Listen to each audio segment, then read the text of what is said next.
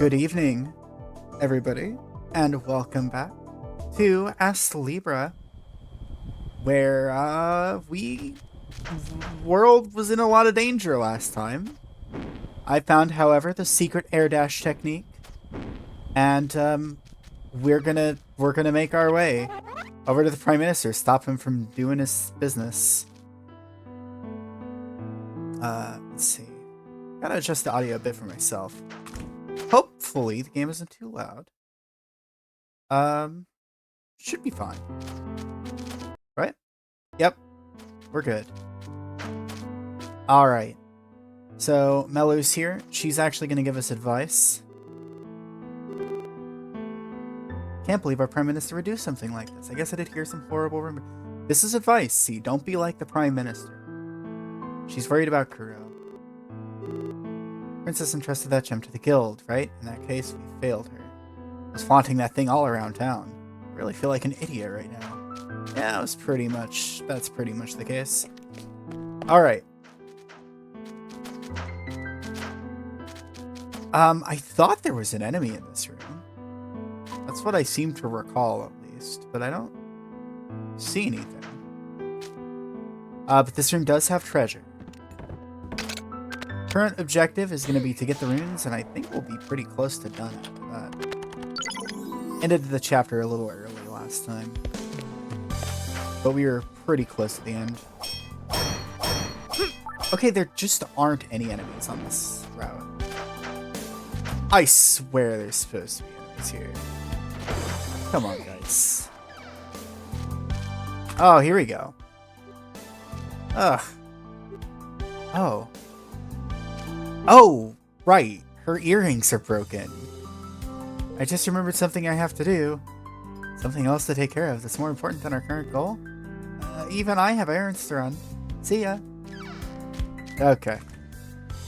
I guess this is when the paths converge.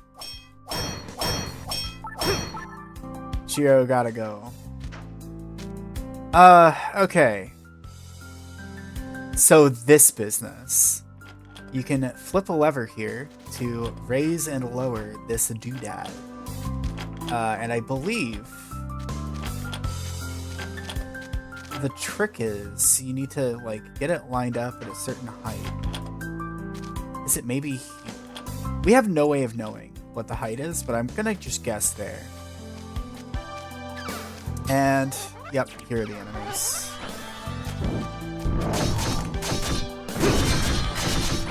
Actually, we'll just kill this guy.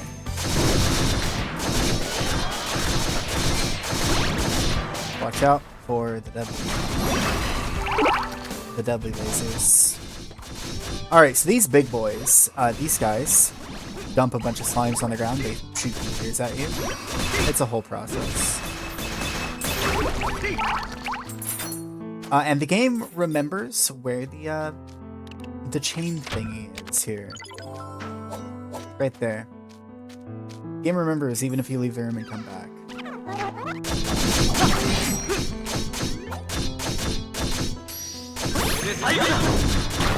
Yes! Heal me!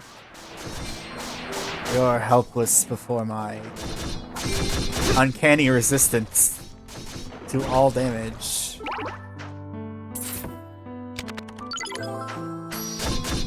Oh god, I'm actually a little worried about that. There we go. A little bit of flour. Alright. There's actually nothing really on this end of the map.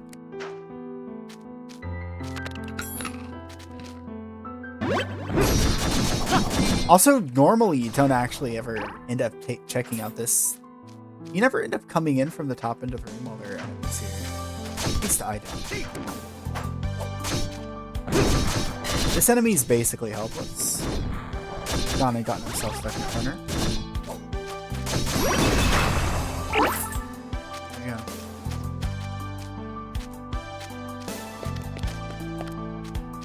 Oh, here's Melu again. You guys. Oh, Charon. Right. I got a buddy. Wait. No, it's still going. Okay, I thought she was just leaving the party. Okay. Oh, here's Shiro again. Seems like this girl got lost in here. Ah, it's you two. Long time no see. Yeah. Yeah, it's that girl from the past. What is happening? It's pretty suspicious that you've shown up here. Before I even noticed, I found myself in paradise. Or something? Well, we don't have time to deal with you right now. Just stay here and behave yourself. I'm definitely coming with you. Okay. Sure. If you leave me behind like last time, you won't get another chance. She's quite attached to you guys. Yeah, she was the boss of the last chapter. Kind of. The sorcerer who was with you? No, she hasn't come this way. Did you get separated? Oh no, I think Shiro's fine, yeah. She's not the type to get taken out so easily. Murder. She really does everything her own way, huh? She's the one who asked to travel together, yet she went off on her own. Murder. Alright. So if the Shiro girl comes by, you want me to tell her to wait here. Understood. Yep. Bottom. Yep. We're just gonna make sure we, don't lose our allies again. Okay. So now we have another party member. So this is young Shiro, I guess, is what we'll call her. Just go with that. I think it's close enough. She's got this spread shot. She's got a barrage of fireballs, some wind blades. I actually thought she was the one who summoned that meteor, but I realize now that it was this guy.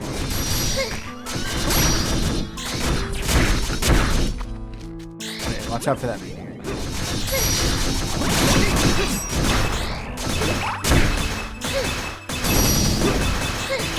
There we go.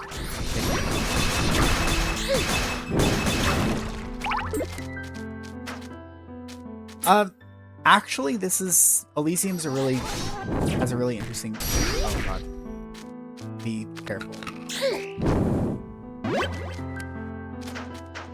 Elysium has a really interesting point to be made for I'm actually constantly scared. This area is hard. Just run. Just run for it. There we go. That's something. Okay, now there's only the one healer. There we go. And she's dead. Got her. I kind of want to stick with this weapon. I think this is gonna actually be pretty important for me to do. At least I can take out this quick guy. Okay, and I've got a little shelter from that projectile attack.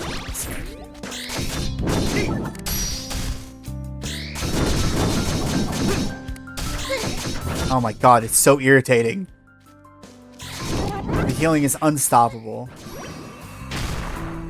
Okay.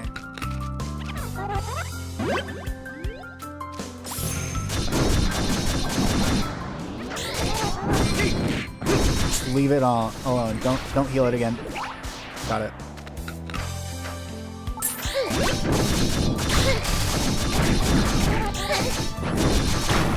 There we go. That clears some of the blaze out. Oh, these guys do so much damage.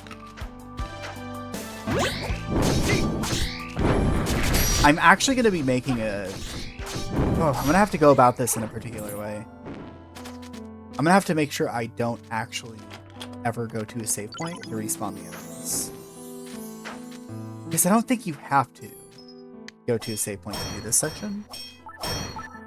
Basically, we're just rune hunting at the moment. Let's see. We head up here. There is a healer here. And yes. Okay, so this is...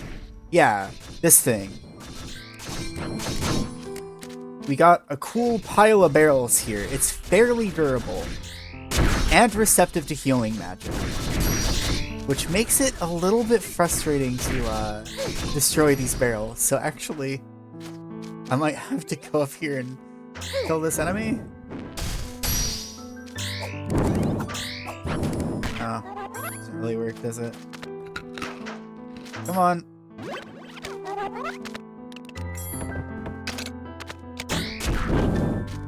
Where's she at? Down here?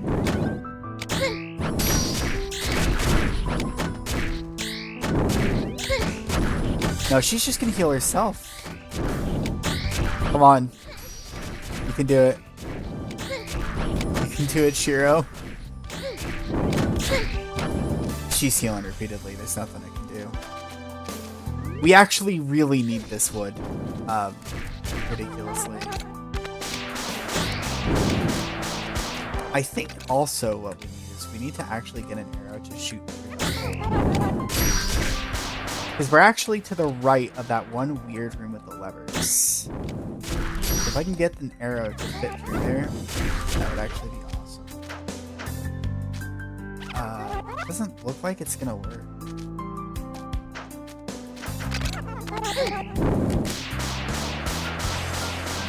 How do I do this? I don't remember. I don't have like an easy access way to put like a platform on the ground, right? Like I can't, there's not an obscure consumable in this game that just gives me like a little footstool. Is there? I don't think so. Worry about that later. One of the other runes is over here.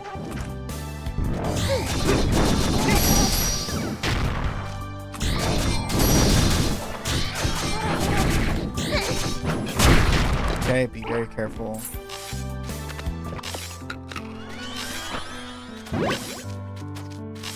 Okay.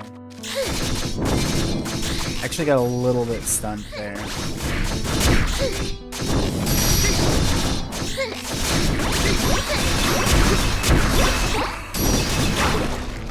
God, I just don't have the damage to actually push through healing.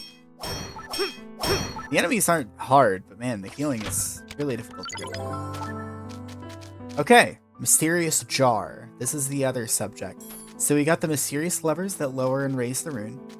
We got the mysterious wood that we will need at some point. And we have a mysterious jar. This huge jar. Peering inside, I can see something at the bottom. Even if I reach in, I can't seem to grab it. So this is actually why you want some extra water. There is a source of water in Elysium, so you can actually fill up your bottled water here if you need to. Contains some water and there's something floating on the surface, but I can't quite reach it. Try another one. Contains some water? Can't reach it yet. You just kind of have to pour some water in. And yep, there we go. Blue rune. And I fill it with more water. Okay. Jar filled. That's objective 1. That gives us the blue rune. So let's see. Blue rune is this shape. It's the left slot? No. There we go. Right. Goodness, I second guessed myself. Alright.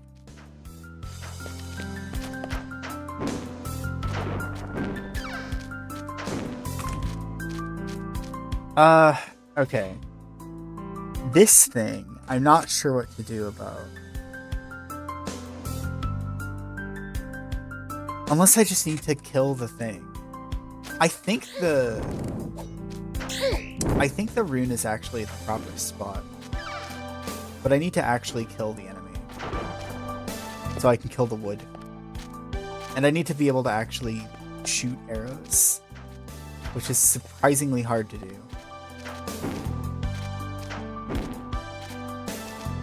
There isn't like a footstool anywhere either, is there?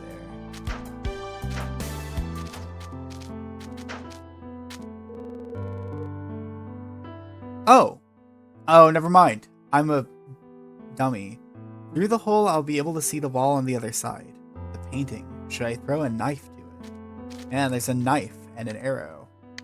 The clues were just too subtle. Couldn't quite figure out what I needed to do.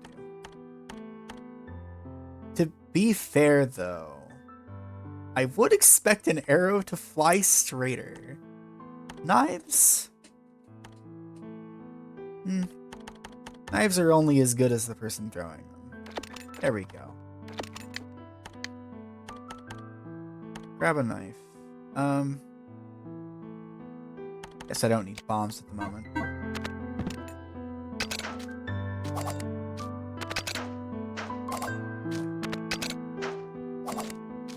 It's a bit hard to get it going through. There we go. The knife has become stuck in the wall on the other side. Okay. That's how I know that I got the timing. Or the timing. The location wrong. This puzzle, by the way, was immensely cryptic whenever the game initially released. The fact that yeah, it was very close. The fact that I already know how to do it kind of simplifies it quite a bit. So now I just need to actually line the knife up. And oh no. Alright, save.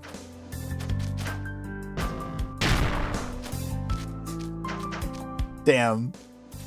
I did not quite manage to iframe the fall damage. There we go. Got it. Knife hit something. Okay. Now I just need to wait for the mage to disappear. Maybe this is good enough. Nope, she's healing it.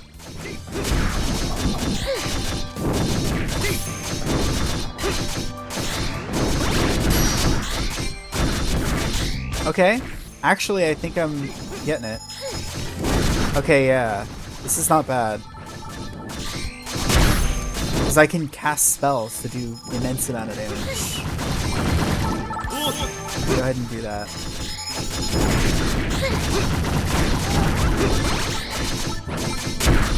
This is all you need to do, is out DPS the healer. Classic maneuver. Oh, she's trying to come on screen. If she comes on screen too close, she'll become a target. There we go. Got it. Alright.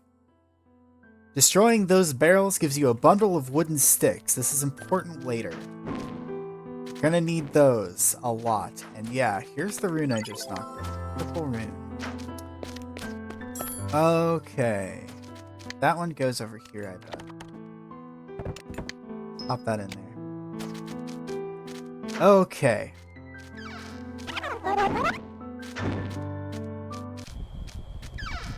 So now, there's one more thing I need to do to be able to open up that big fancy room. And step one is escaping all conflict. I'm actually a little bit worried about conflict. Okay. Alright, here we go. These unlit torches. There's an empty sconce. Torches would not fit here. You need to put a bundle of wooden sticks that is easy to grip into that slot. And I believe you need to dump some pine resin on it. Yes. This business. And now we can shoot flaming arrows at them to light them. Using the torch bow. And there's a rune over there on the right side.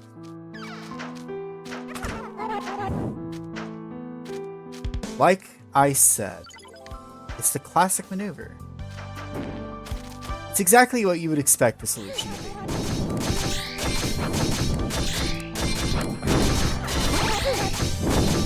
And that's what I love about I'm good. I'm alive. I wasn't worried. Let's go ahead and pop random bombs.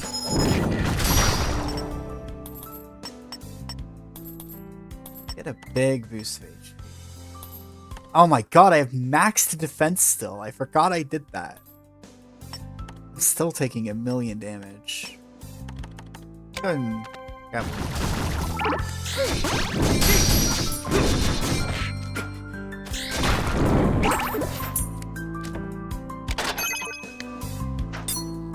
I'm gonna have to get some armor.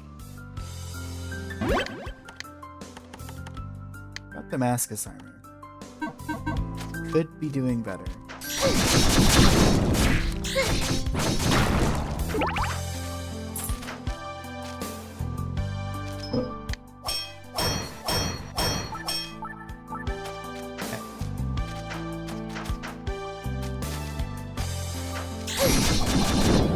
Well, I got all the runes, so we can get through Mystery Gold. It actually feels almost incorrect to get through that sequence so fast, though.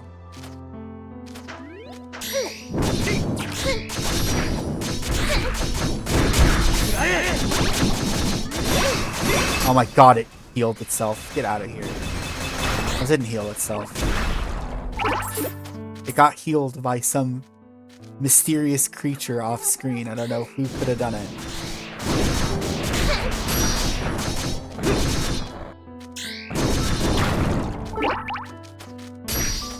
Unfortunately, the bread falls into the hole.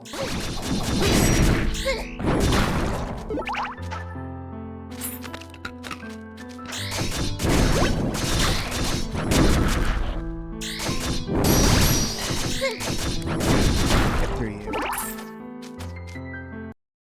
Curse enemies for having the same abilities as you. Their healing's better. They can use it even if they're getting attacked. Or alternatively, without having to get attacked. I do have this incredible ability to just regenerate. Instead of taking damage from enemy attacks. I guess it's only fair, right? Maybe that's why this is the chapter that introduces enemy healing. Okay. Hi Naren. Welcome to the stream. You just missed me solving an obscenely cryptic puzzle. Or, plot progression, actually. One of those puzzles you have to do.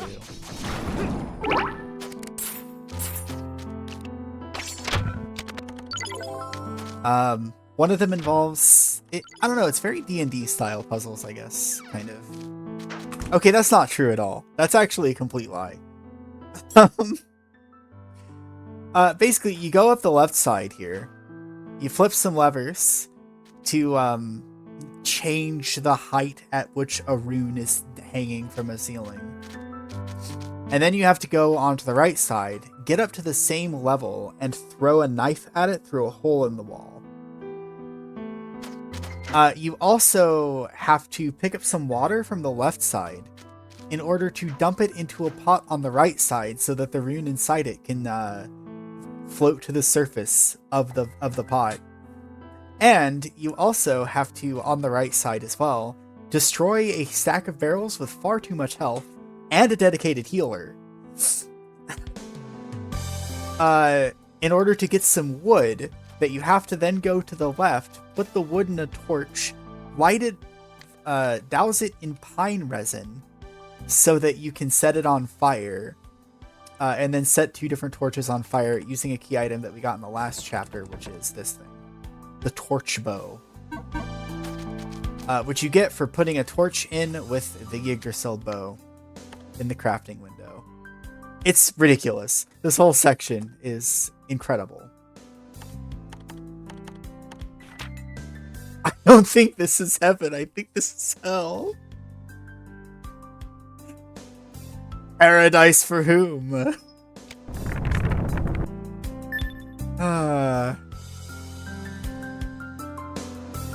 So, Darren, fun fact. When I originally played this game, there were no guides. I figured it out before. When there were no guides, and I think the translation was worse. So, that was a few hours. It felt like an archaeological expedition. Trying to figure out what to do. Alright, we found the Prime Minister. Well, we're heading to the Prime Minister. I am a little worried about the damage I'm going to take, so I'm going to head on to the shop here real quick. Okay, I need like genie bottles. And you still came back to this. I did. I love this game in a lot of different ways. Some of them more complicated than others. God, I just take so much damage. Look at that.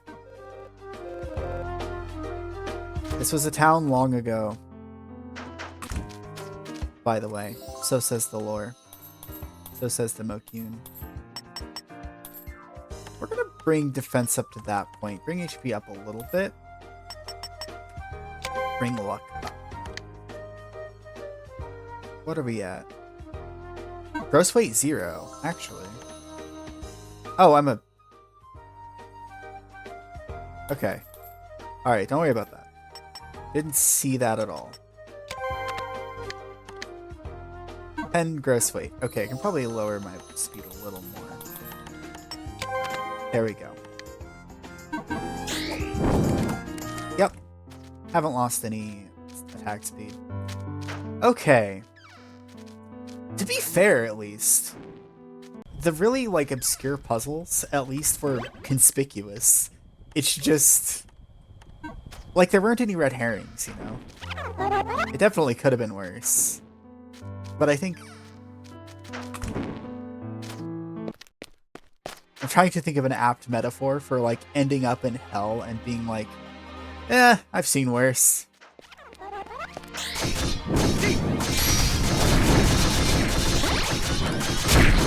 Compared to the circumstances of my death, it really wasn't all that torturous, to be honest. Kill me. Oh, I dodged that. Have we heard this music before? Yes, we have. This is like the Demon King's castle. Okay. Up we go. Oh my god! I hate that.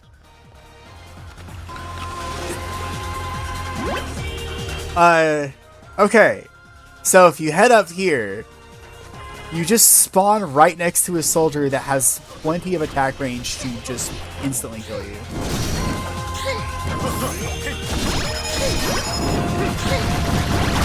Also, these guys have a healer, which is concerning. Just impale them. Random shots. Alright.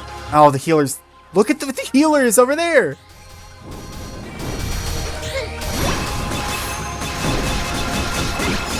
This chapter is a unique hell. The game added a flying healer enemy type. Specifically so they could have the healer fly off screen and just heal everything forever. Random shots it is. Die. Got him.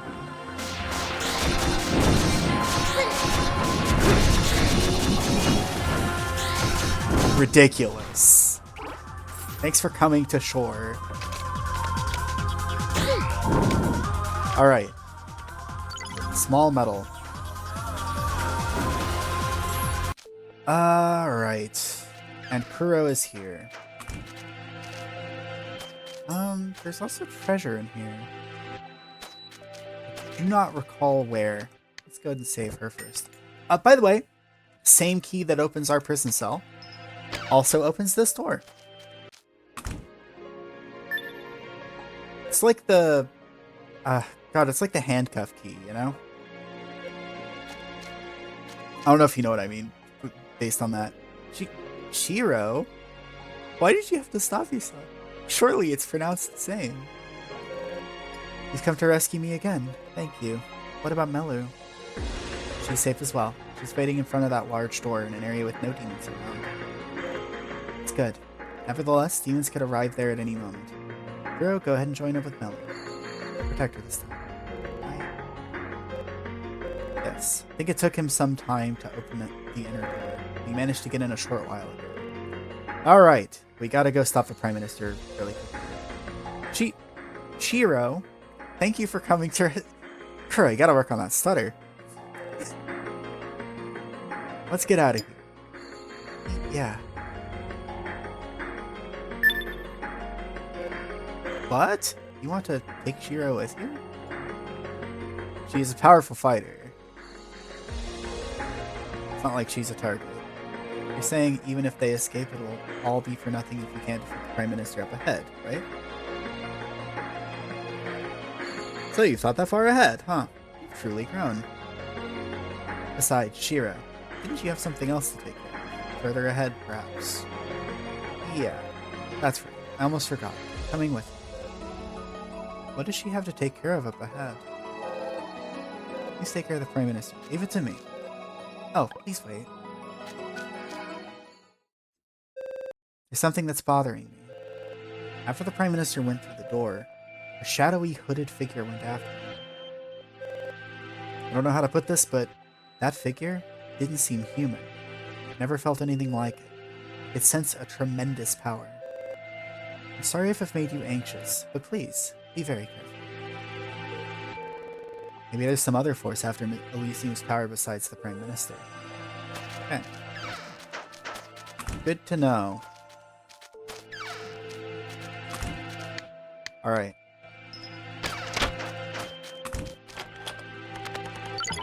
And the scale pans are just right here. At the very end. Don't even need to backtrack for them. Alright. Are you ready for a really obscure secret that I didn't know about until very recently? Jump down here. It's the one pit in Elysium that doesn't kill you. Find a mysterious altar with nothing upon it. But you can jump through this wall. To what end? I don't know. Oh no, yeah, there's just a thing here. Just there we go. There's like a little hidden enemy inside of that nook in the wall, and you break that, and you can get to the Eternal Gallia Shin. This is... What do I equip this over? Actually, it's combat duration. I kind of like that. The Eternal Gallia Shin gives you the continuous dash ability. So now, finally, if I simply equip this, which I think I'll equip it over here. Now I can finally disable the dash Charon magic, and I will automatically dash.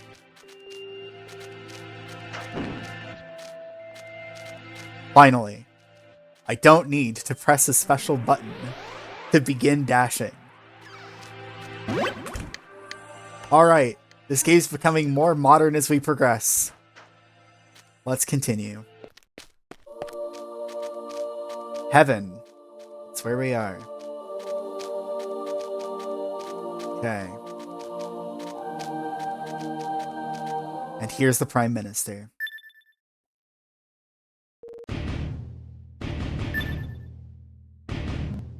What? You dregs. How did you get in here? Don't tell me you actually fought off the relic soldiers. So this is the bastard. Lazartus, Risphadar's Prime Minister. Shiro, how do you know that?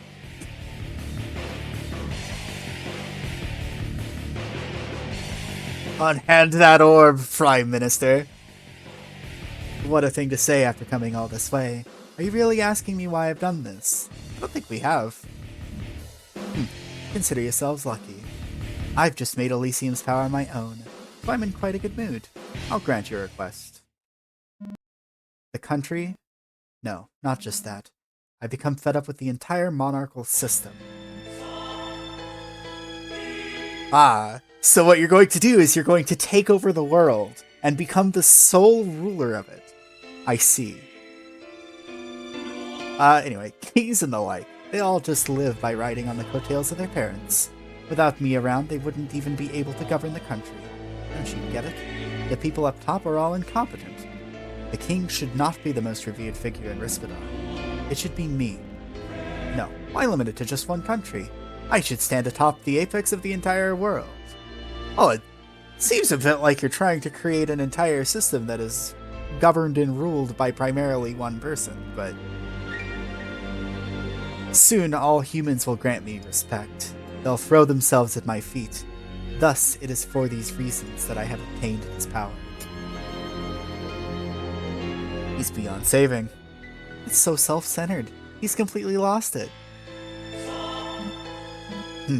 Are you trying to stop me? Don't get cocky just because you killed a single relic soldier. That thing was merely a common soldier.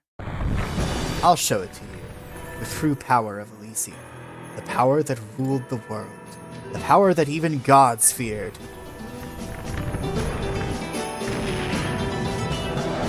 Off he goes. What was that? The Prime Minister. Did he jump onto that thing? Okay.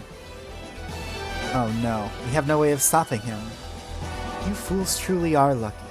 The strongest weapon of its kind. The absolute weapon. A man-made fist of God. You'll be the first ones to taste it. The power of Radamantus. Anyway.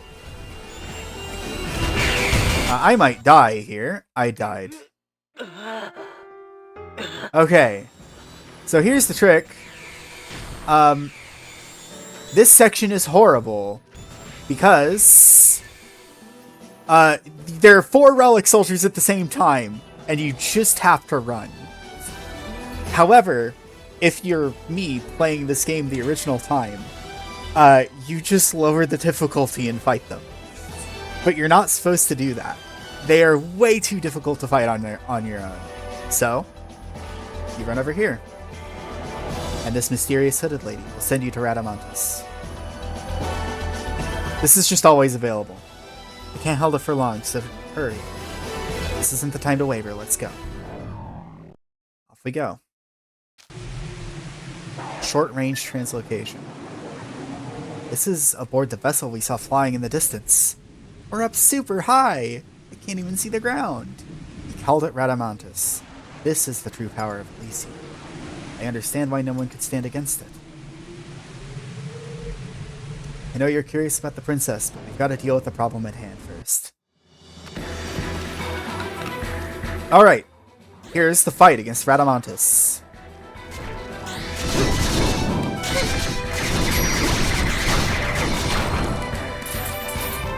You have to climb along its back and to destroy all the gun turrets as you travel.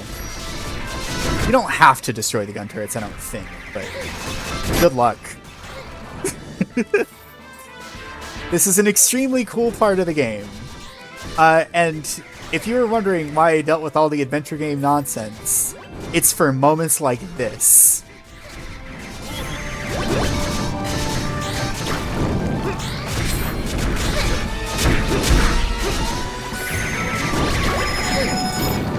Okay, destroy these as much as you can. Oh god, there we go. What's over here to the right? That's just missiles. That's fine. You don't want to be in range of these things. These, like, jet turbines or whatever. Pretty dangerous. I think those do, like, tons of damage if they fire off at you. Random shots. Do a bit of damage. Oh, I don't like this at all. Okay. Just hide over here to the left. Yeah, we're good. Okay.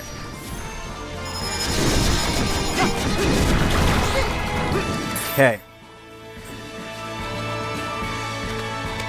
Moving on. Also, this is one of the very useful things about having ranged weapons at this point in the game.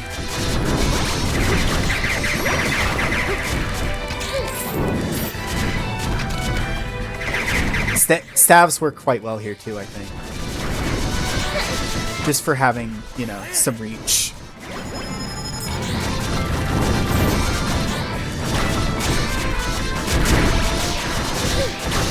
I'm gonna tear your ship limb from limb. One weapon at a time. With a sword.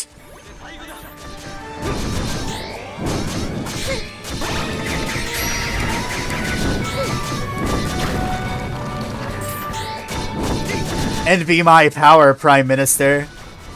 You can't command me with a mere orb.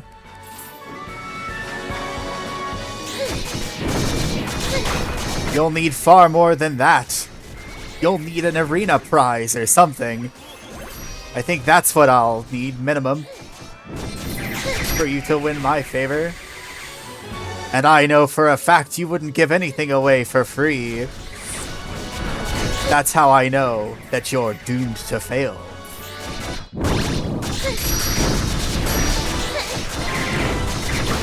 Oh god. Yeah, watch out for those bullets. Alright, here's the core, I believe.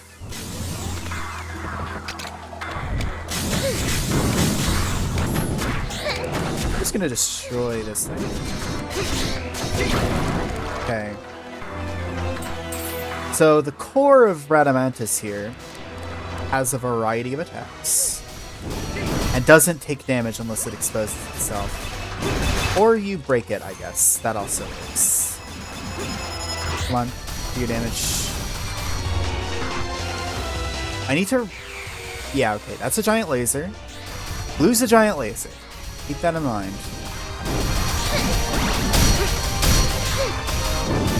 This is a boss with the odd quirk of just being able to leave the danger zone at any point where you feel mildly threatened. Oh my god, it's actually impossible.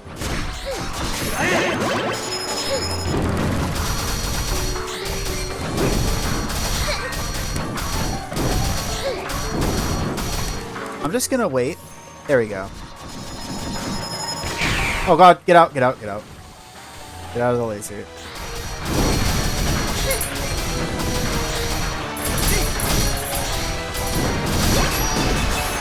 Give myself the attack boost.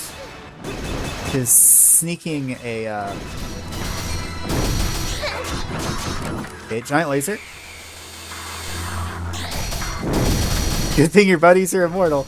Yep, they don't even have gliders. They just kind of vibe. What is red again? Okay, it's just this.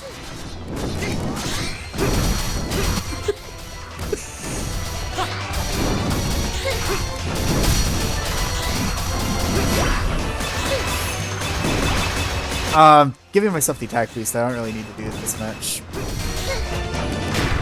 Okay, watch out.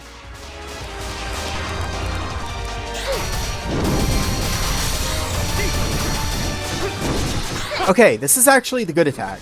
I don't know why he hasn't been doing this more often. But he just, like, does the purple thing on the right. It doesn't matter.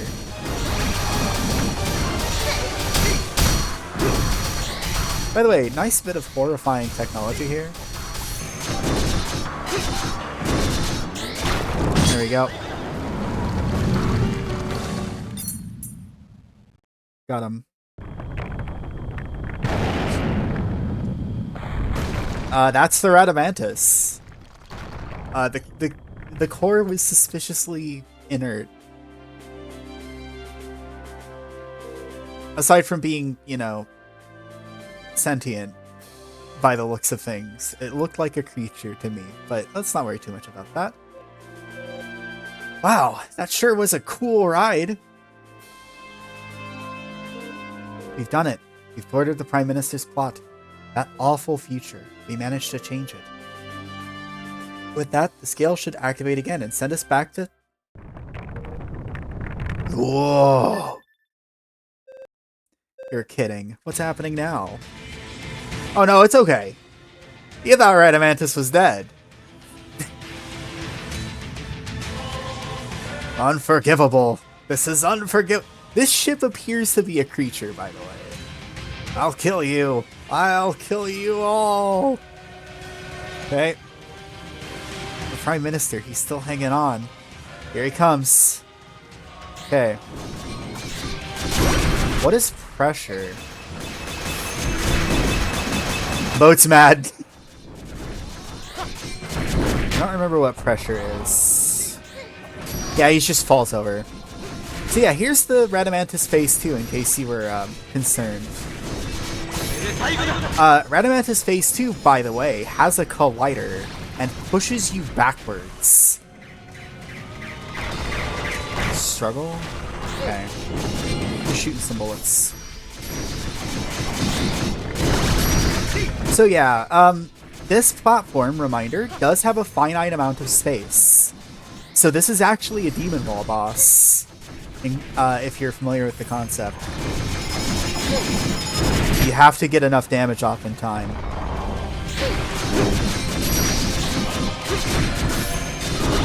The attacks are otherwise fairly easy to dodge. It's just, you know, getting attacks off in time. I did not mean to double berserk.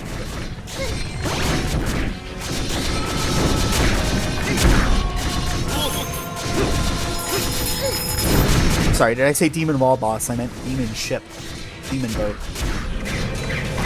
Okay, struggle. I don't know why that attack is called struggle, but you know. We'll go with JRPG logic.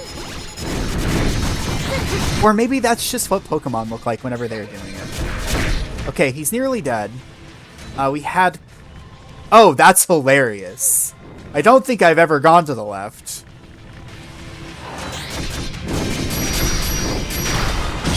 I don't think I have ever done that.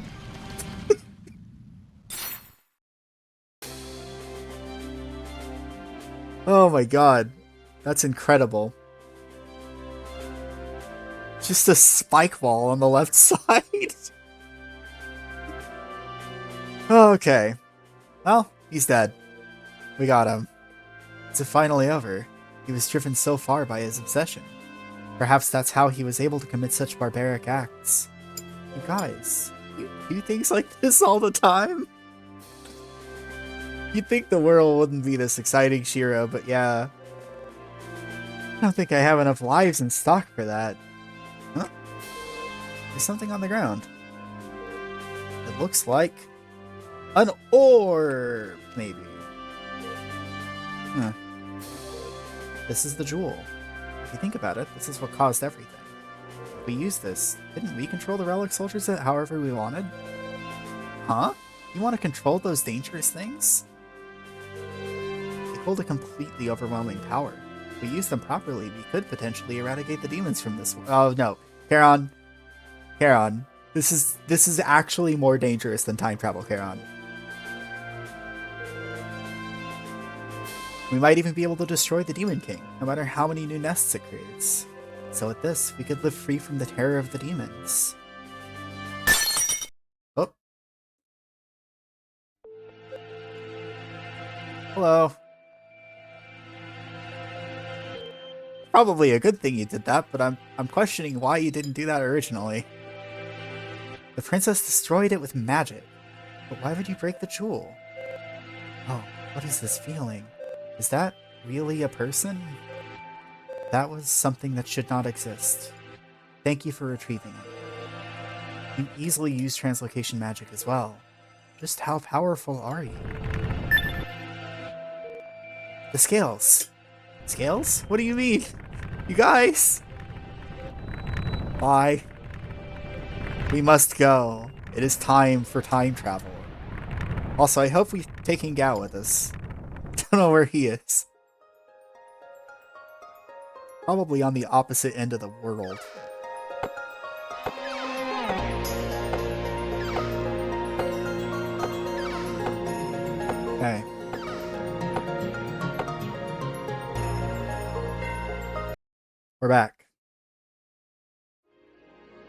God, what's actually going to happen? Because we were like 2 months in the future from like when the Prime Minister got the orb.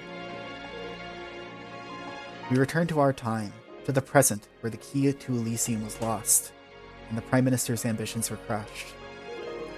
The trees rustled, and the wind was calm. The same old scenery we always took for granted somehow seemed more beautiful.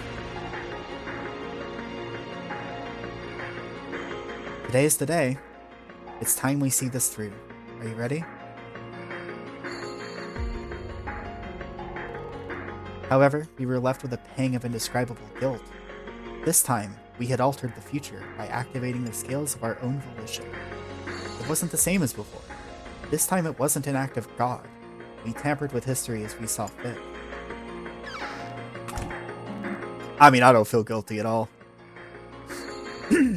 Sorry for the intrusion. Hey, you ready? Oh, Gao's here, I guess. Let's go forth to the land of fate. Where? Even if we did it for the good of the world, we changed the fate of another person. We sacrificed him, all to change history. Whether or not this was the right action, I still don't know. I mean, I think it was correct. I think that Prime Minister didn't deserve anything. However, I will not believe that the end of the world was the correct path.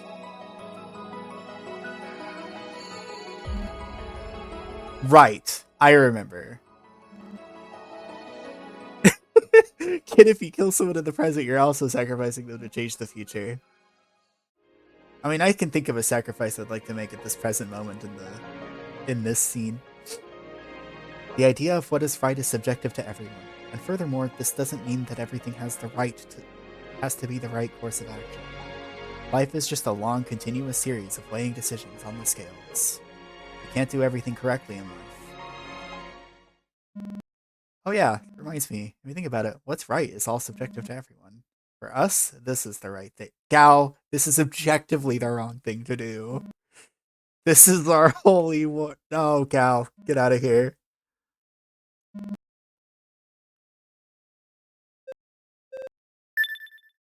Oh, Gao. Why have you done this? I don't think this is just for anyone involved.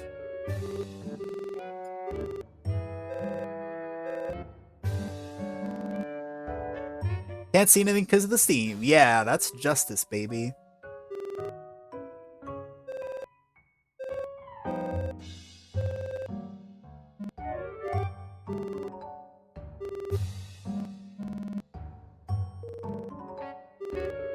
Alright.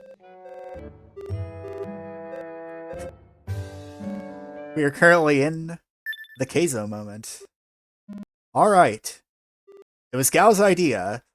We're just gonna shove him out there, and we're gonna leave. He held me at sword point and made me do this. Is that you, Gao? You're hero too? Oh, you see, we have a profound reason for...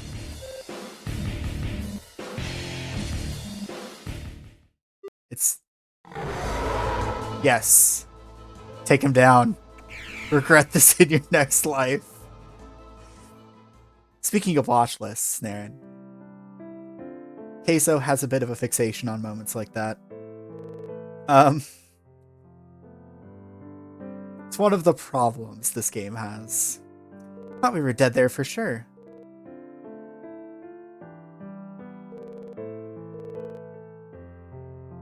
Yeah, should have just taken out Gao.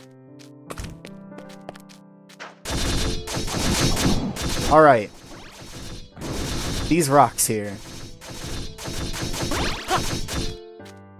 are a very handy tool for practicing one's weapon combat skills. Okay. I think we might firmly be at the start of the next chapter.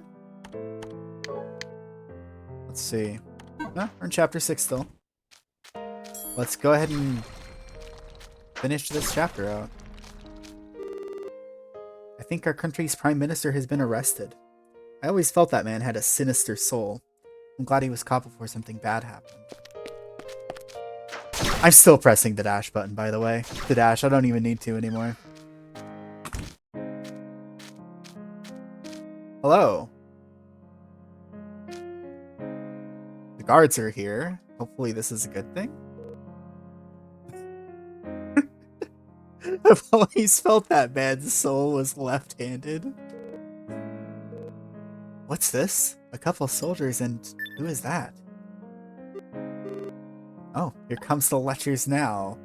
Oh, they're here to arrest you, gal. Sorry, it's nothing. These are members of the guild. I see. How do you do? I thank you for your assistance in resolving our castle scandal. I'm assuming you're the princess? Didn't I tell you about this before? I got that jewel after gathering sweets for Candelaria, the Princess of Rispidar. I needed help to prevent the jewel from falling into the hands of the Prime Minister. So I thought I'd cooperate with our town's famed guild. I apologize for the way things turned out. So who was the person in the robe? The one who saved us? Who had Anulus's face? If it wasn't for the princess's quick thinking, the Prime Minister would have taken the jewel. The whole world would have been plunged into chaos before we could even catch up to him. It's all thanks to the princess's efforts. So who was the one who destroyed the jewel then? No, you were able to resolve the situation despite my unclear information. You truly live to your reputation as the continent's finest guild. You are the pride of Rispidar. Oh no, not at all. You flatter us. I have prepared plenty of rewards for you, so please, if you will accompany me to the castle. Oh, heck yeah! With pleasure. Heck yeah, with pleasure. The real princess, and the princess that strategized with us, the two were clearly different people. Could this be the result of altering history? The thought occurred to me. But considering the point of time we returned to, it's unlikely. It would be more natural to assume that the princess hasn't changed, and that we had met a different person entirely. So who is that hooded person? We watched them destroy the jewel in the end. That seemed to be their goal from the very start. A power that could surpass the demons. The force that would consider that a hindrance. Wouldn't that just be the demons themselves?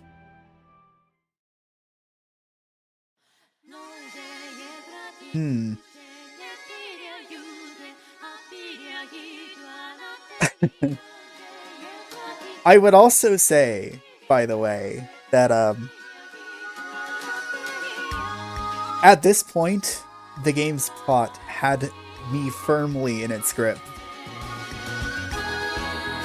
Because we have, like, the demons and the Prime Minister vying for control of the world by the looks of it, but the demons can conceal themselves as humans.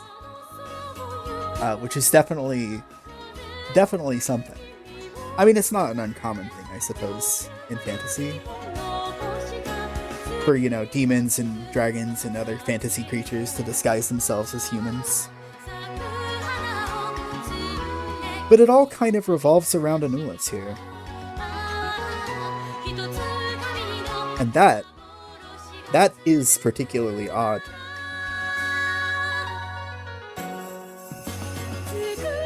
It also helps that the game is paced, the game is paced like a 100-meter dash, where you just full tilt instantaneously right from the start of each chapter, and then it just comes to such a sudden stop, where you're just watching, you know, the anime OP.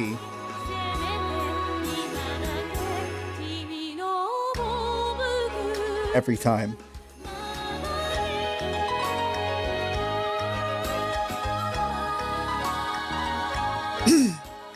Breakneck pacing really helps me get into a story as well. It's the size of it. This would normally be where I would end a session, but, well, we just started. It's still chasing me. I've got to get away. So we're back to this, which I believe is the scene we got at the very start of the game.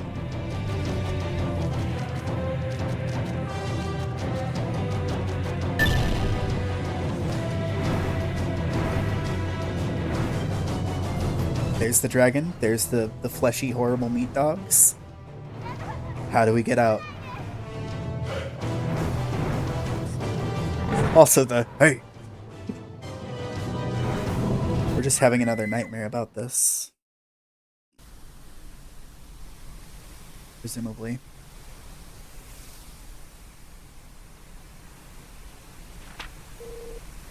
Were you dreaming about the past again?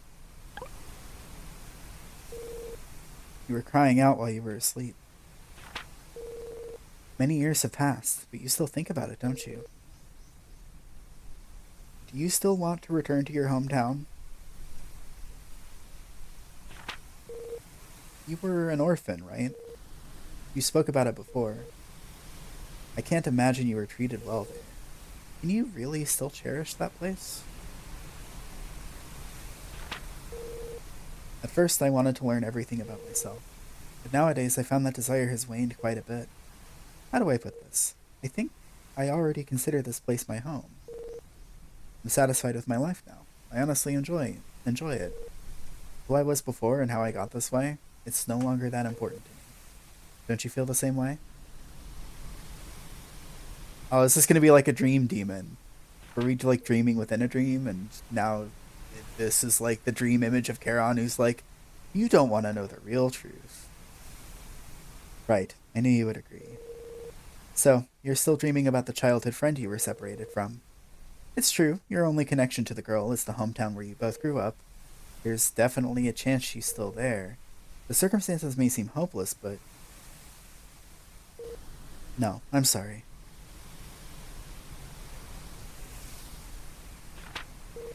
You're right. You have friends that will search with you now. I'm sure you'll find her soon. Back to bed with us.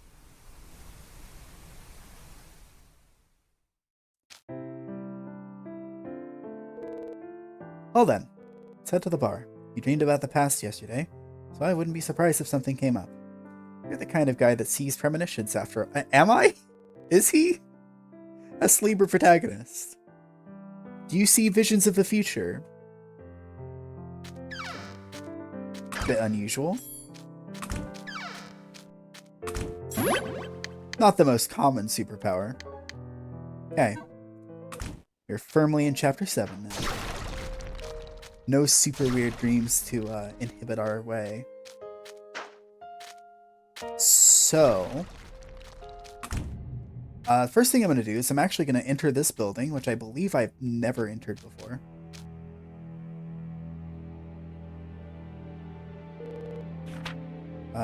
Meldine, the Serpent Goddess. Which I believe we fought this as a boss before.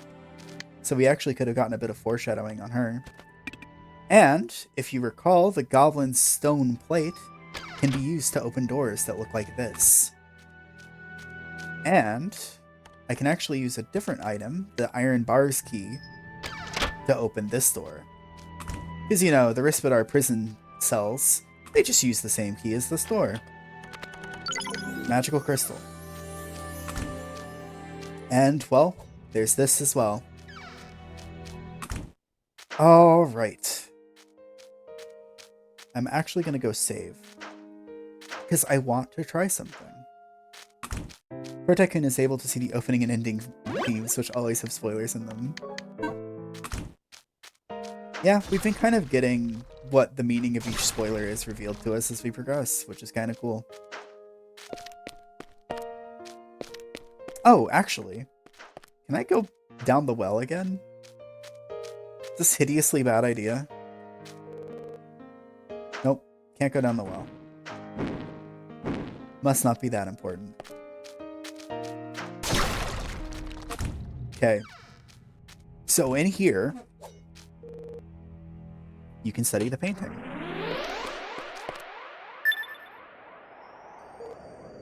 What? Are we inside the painting? If you're going forward, be careful. Whatever lies ahead feels far from normal. If you have any other business, don't go. I do have other business, but... yeah, these guys aren't nearly that bad. Anyway, this place has a pretty rad rap theme song. Astlibra, Portrait of Ruin. This portrait will surely be our ruin, yes, actually. I am a little bit concerned about it. I'm not gonna lie.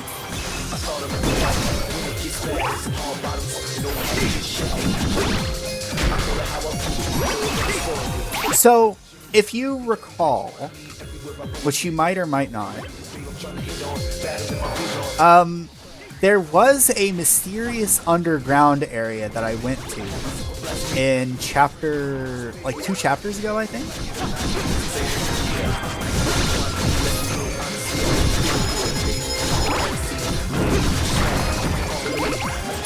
So, this is another kind of equivalent of that.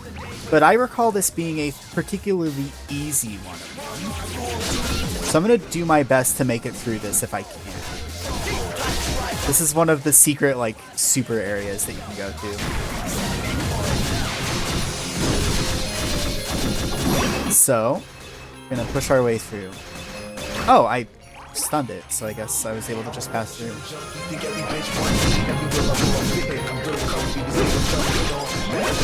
I can make it. I've been able to make it much further this time than I've ever been able to make it before, so I think this is actually a telltale sign that maybe this is about the right time to do this, which is super cool. Oh god, watch out. Okay. We're alive. Just heal me fully. Oh, I don't like this at all. Don't drop any lightning on me, buddy.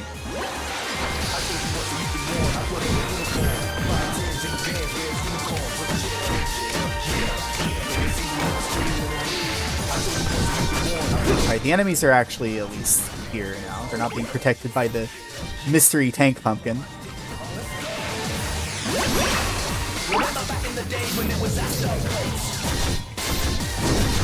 Oh my god, we're in a pumpkin-themed area with rap as its theme song. Does that sound familiar to anyone? Because I got nothing. It seems oddly familiar. To find oneself in a pumpkin-themed zone with a mysterious man rapping over it. Though he didn't say his name, so I'm not sure who it was actually rapping. Just kill him real quick. Oh god, I don't... Whoa! Dodged it.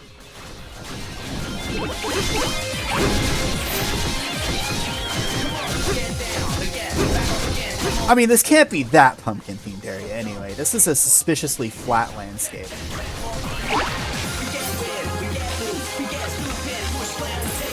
Okay. Doesn't have nearly the same level of terrain, if you know what I mean. Compared to that other area. That other pumpkin-themed area. This is more of a pumpkin plain.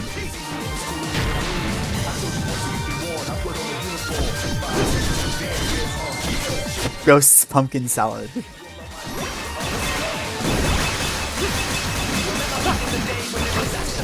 Okay.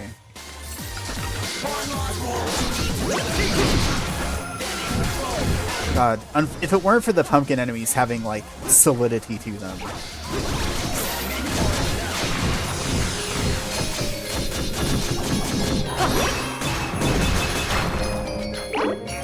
You just feel the rush through. Oh god. Got him.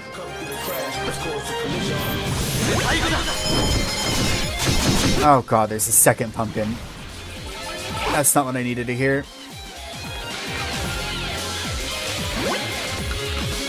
Just heal up to full.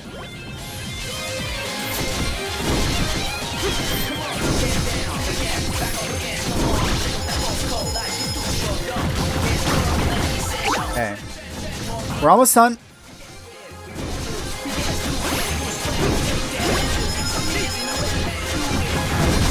Just crush the pumpkins. There we go.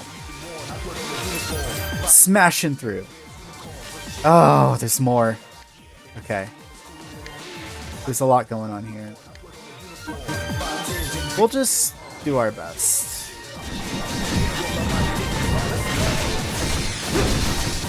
I'm just not a big fan of having to keep a pumpkin on screen while I fight other things. Like the Pumpkin Witch.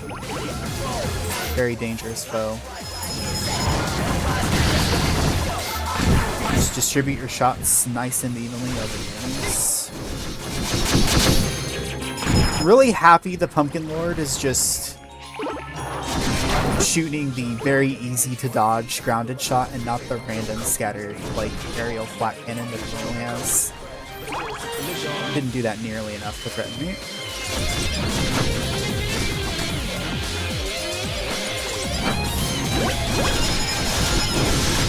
Just kill him.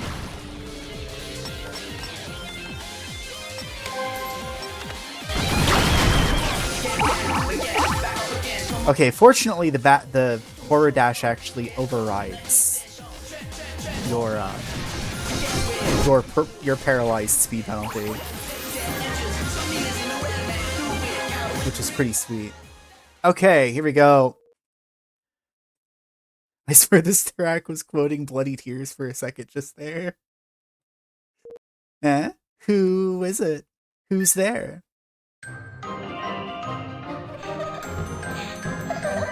Mysterious side quest entity. Aha, you're a human, right? Is this a ghost? I'm sure you'd love a cute little ghost friend like me, right? Crow-chan. Chan. This place is supposed to be closed to the public, so how'd you get in? Was it thanks to Crow-chan's powers? My powers? Hey, since you came all this way, you can play with me. You're kinda cool. Well, I suppose you could say I'm cool, but I'm not talking about Crow-chan.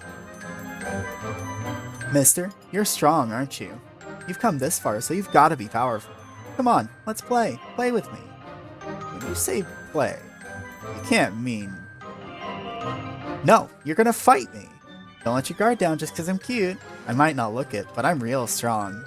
You can't turn your blade towards a woman, right? But like we've done it before. In the unlikely event of your victory, I'll give you an amazing reward. It's super amazing. What kind of reward? You can't mean. It's an item! Crow-chan, you've got a dirty mind. That I actually think is funny. Right, that's how it is. If you're not going to start, then I will. Alright, we'll start. Oh god. Yep, alright. So this is a boss fight.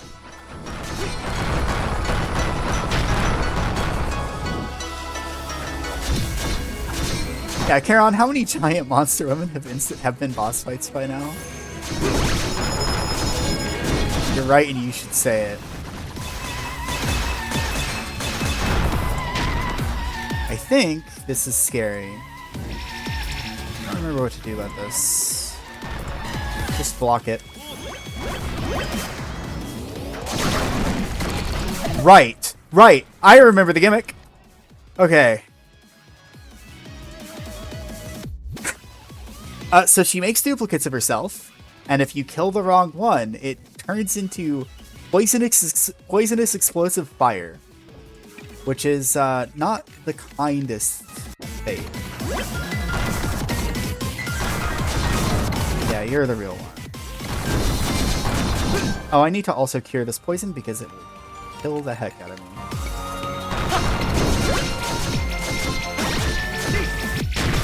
Let's run away. This boss fight is 100% doable at this point. It's just, you know, a super boss. Oh, Pumpkin Bomb. I don't like this one, I don't think. Yeah.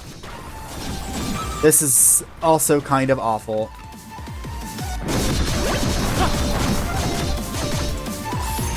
Two random shots. Kind of the good move to use at the moment. Dodge Comet.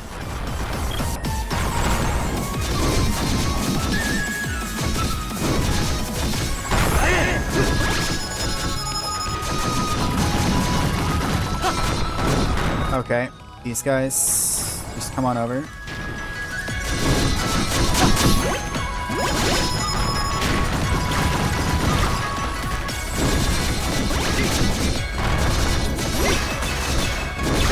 got rid of that. Okay, I don't like that these fully heal me.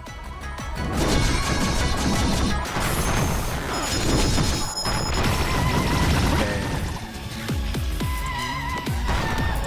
Jump over. Slip through. Gotta break off.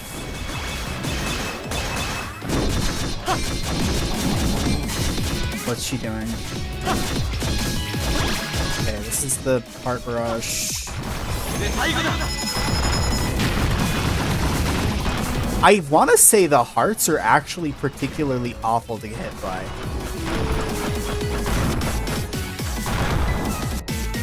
By the way. Oh, jeez. Just heal.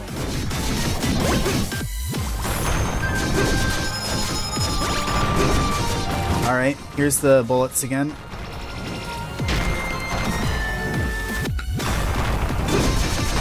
Oh, fuck.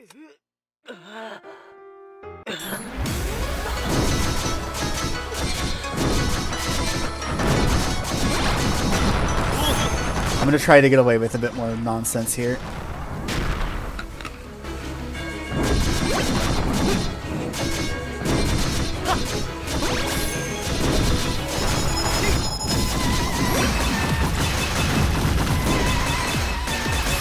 More random shots.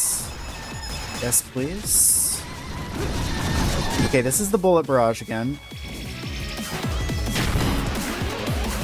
Oh, I don't like it. Okay, so the way to handle this maybe is to just shoot. Oh my god, that's a lot of bullets. Okay, it's the one on the left. I'm saying that as if I'm relaying information to my team. Oh god, arrest. Yeah, that's why it's bad. Okay, so most status ailments can be resisted.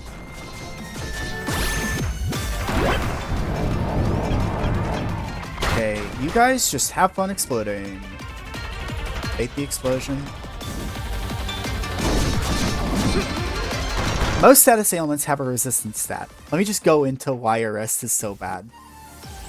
We got poison, bleed, petrifaction, paralysis, and blind resistance. There's no way to resist, well, arrest. Not in this game, at least. You cannot resist arrest in this game. Not permitted.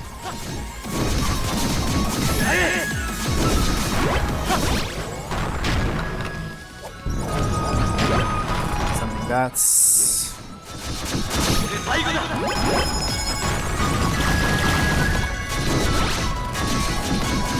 Basically, what it is petrification, but you can't resist it.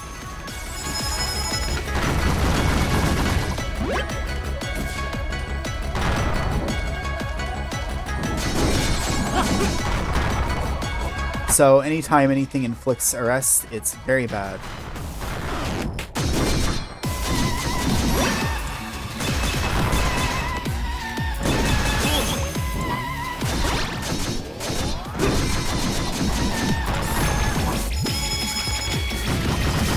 So I'm just gonna leave whenever that attack is happening.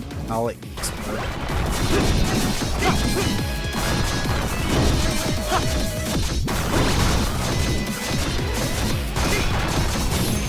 Unfortunately, this game does not permit you to resist the rest.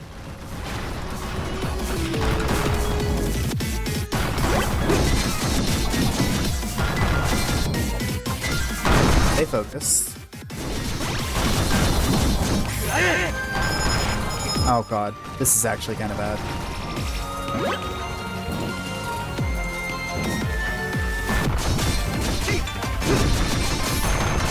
What's she doing? I think these might be the sine wave shots. Yeah. I can squeeze a little hit in here and there. Summon a familiar. Okay. Not so bad. Okay, taking care of him. Illusion time. Is it the one on the left? Let's heal first. It was. Okay. Run away. Oh my god. Oh, this is bad. Dodge. Okay. Masterful gameplay. Let's walk to the right a little bit, and that's how you dodge this attack.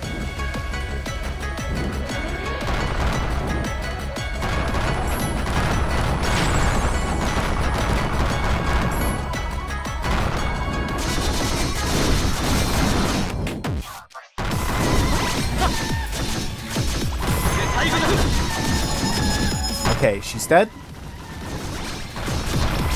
Got her. Okay. Game made by a cop sounds like a Astlibra protagonist will always come quietly because he cannot speak. Okay, got her. That's one of the game's super bosses. Did you beat her? She really was incredibly strong. Oh, well done. That was more fun than I thought it'd be. Well then, as promised, it's time to... Hey, you're doing this on purpose, aren't you? Anyway, take this. Lollipop. Get the legendary lollipop. And the legendary magical staff Verathragna. Oh, this is amazing. It's a cheat weapon. Make sure to use it properly, okay? See ya.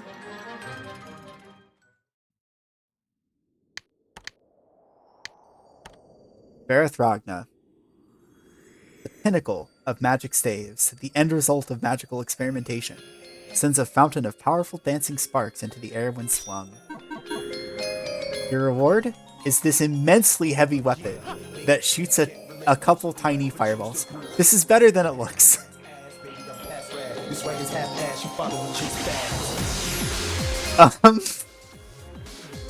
It's particularly funny seeing this weapon like long before I guess you're normally supposed to get it, because it weighs 510 versus the next previous weapon, which weighs 243. Anyway, that's that. That's what this area is for. There's a whole variety of these areas that some of them I visited throughout the game, some of them which I haven't, that lead to the various gods of the world. And that one, I believe, was for Lysalot. At this point, by the way... Oh, let me actually go back into the painting. Guess so. I thought you couldn't. That was the one for Lysalot. I think if I go to the lore books... Book of Mythology. Yeah, there's Dragon King Alchemist, who is somewhere. Meldine, the Serpent Goddess, who we've actually fought. Geraldine, the God of War, and I know where he is. Goddess Lysalot, who we just fought. Tyrant God Adolphus, who I don't remember where this one is. And Goddess Beatrice, who I think I remember where this one is. So, all of these little myths you can read actually are correlated to content in the game. I believe if I were to head to Belcade Volcano, I could definitely do something that is very unadvisable.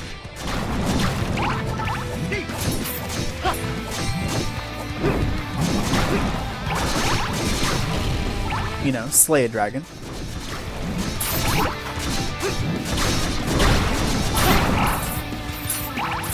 All that good stuff.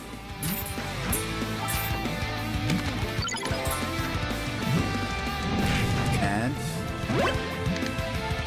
there's actually a little secret area that I popped my head into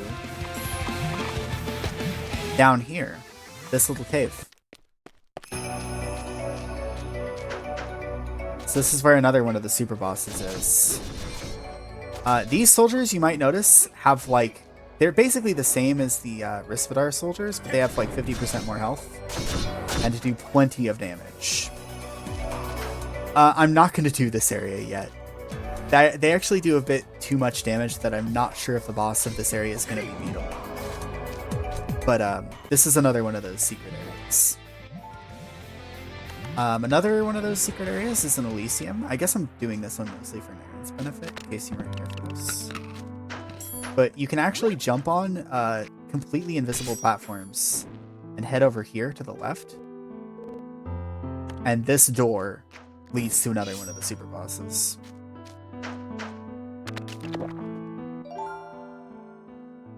So that's kind of cool. One of them we can't even revisit at the moment. What do I want to do now?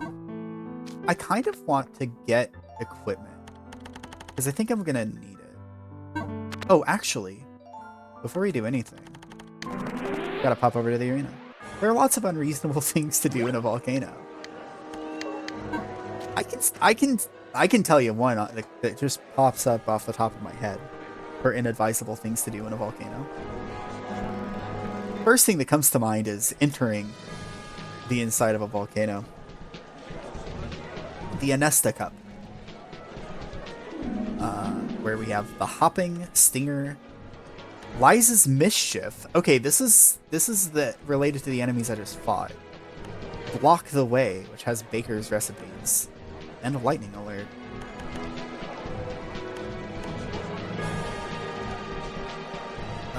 God, Elemental Cloth is really good. I want to see if I can do this. Let's do the Lizelot one. Oh, right. I remember. I remember this one.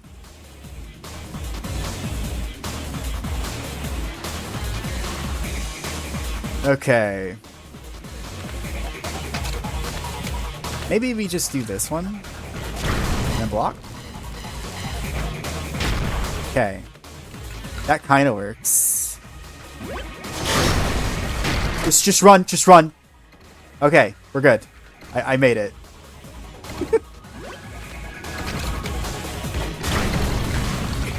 I thought that was a more sound strategy, to be honest. I was gonna run out of time otherwise.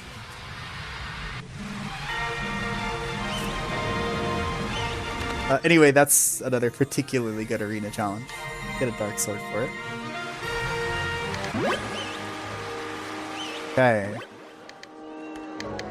That's progress.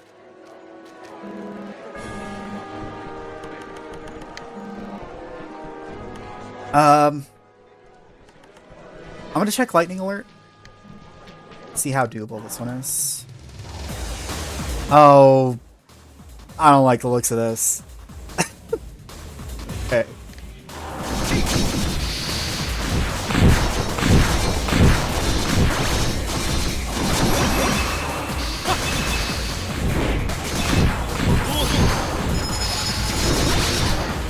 Oh my god.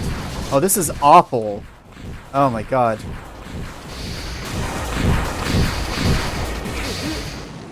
Alright. There's a fair amount of lightning involved in that one. I don't feel as though I was warned about this, so I'm just gonna give it another shot. Oh my god, the poison.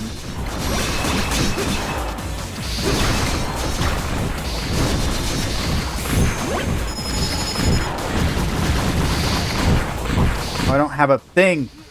Alright. Thought I might have had some magic.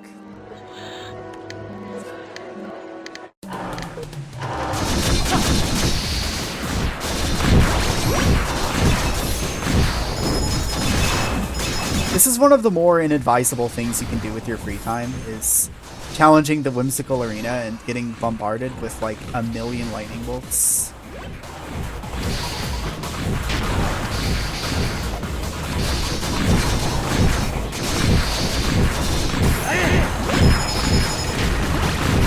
Oh. Okay, I got rid of those. What do you do? Okay. Just lightning, I guess.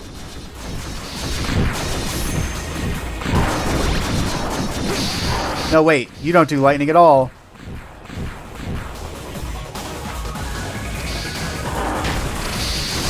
Oh, I don't like this at all.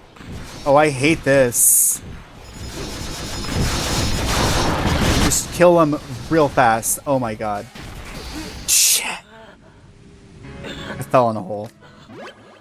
That was actually really close.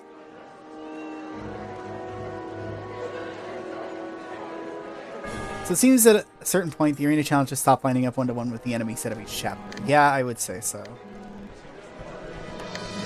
It's more just like enemies that are of an appropriate level, I guess.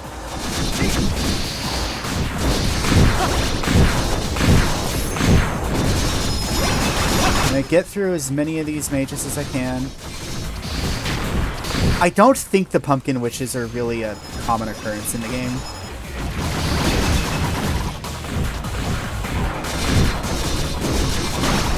I think this big boy here might be like a boss.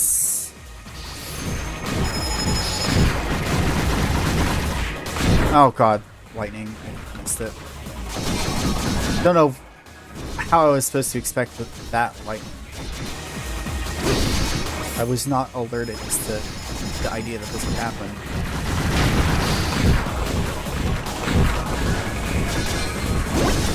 I've made that joke before, but it's never going to stop being funny.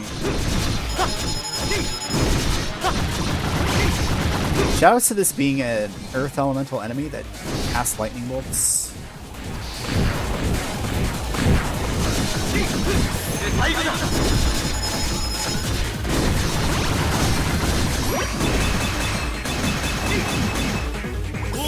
Ironically, random shots actually ends up being the most accurate way to just surgically deal tons and tons of damage to a specific target.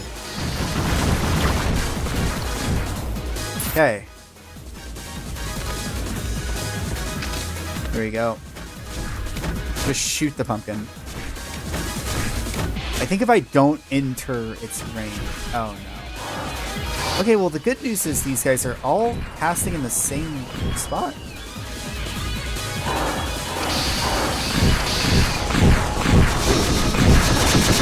Oh god. Hi Flutia. By the way. Okay. I think that might be it.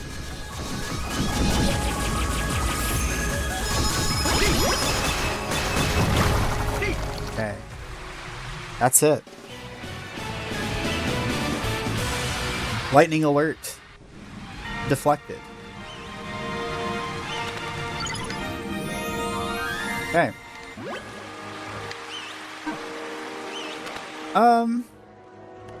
Let's see. What's the treasure book actually say about my status at the moment?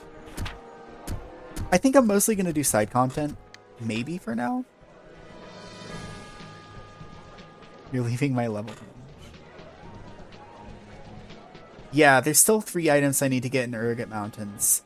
So the problem, right, is if I go to Anesta, if I go do the next chapter, then I won't be able to go back to Urgot Mountains off stream or anything to get like the items I'm missing. Or like materials to craft all the equipment I'm missing. So I don't actually want to proceed with the story at the moment. I actually kind of want to do some side content. So I'm kind of just I'm gonna just do as much as I can.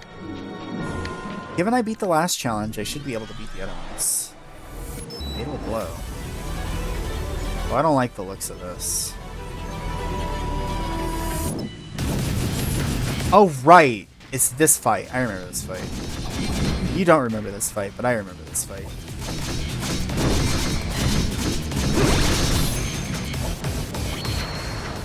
That's just a defense boost. Okay. Sure. Yeah, we're fighting some T-Rexes at the moment.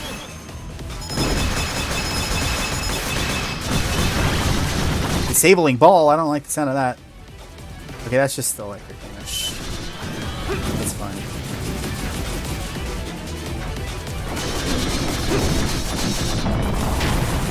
These guys have an attack called Fatal Blow, and I don't like the sound of it.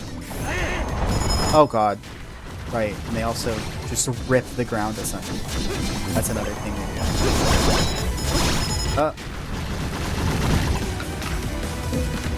do. Eat the good healing item, please. Fun fact, I had a defense up. And only narrowly survived a single hit from a projectile. Okay, that heals me for 1,000. I don't know if beating this is actually in the cards at the moment. Unless I just no damage it. I think I have to no damage it. Maybe. Not literally no damage, but I think it's close to that.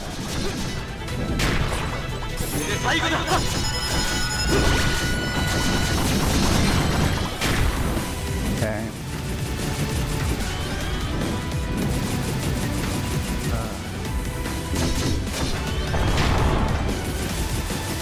Give me a defense boost.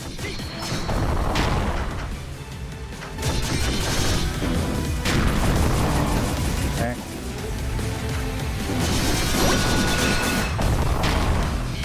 Watch out for this.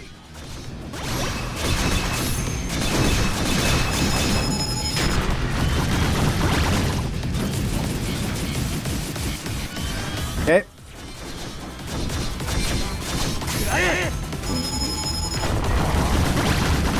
Just do as much as we can. I'm gonna try to stay safe with these attacks.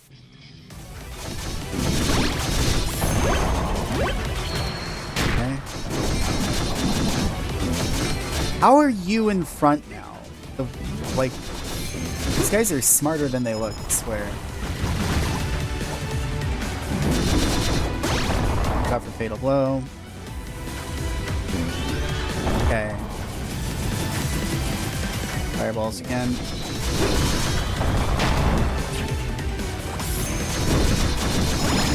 It's always the tougher one that's closer to me.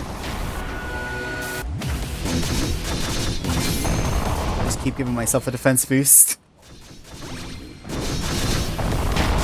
Oh god.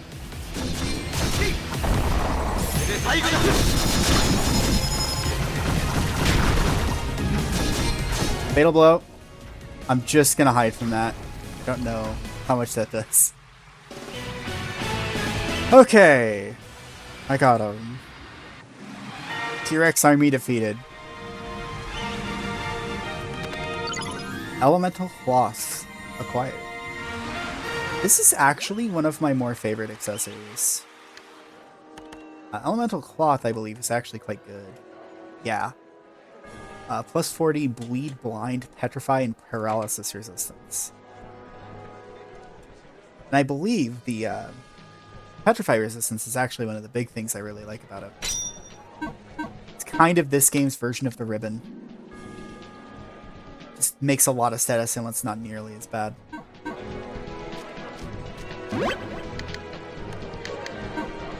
Okay. That's that done. Hopping. I think hopping is easy enough to do.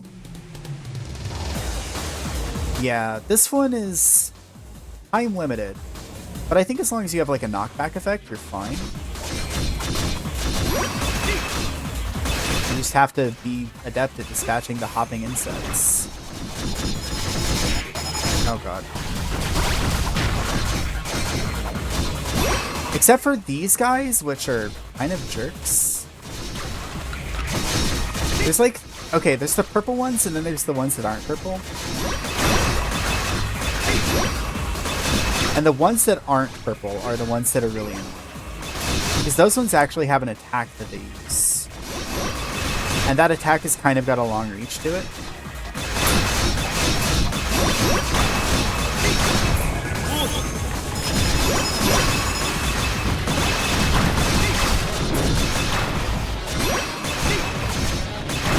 There's also a Dryad here. I'm just gonna call her a Dryad.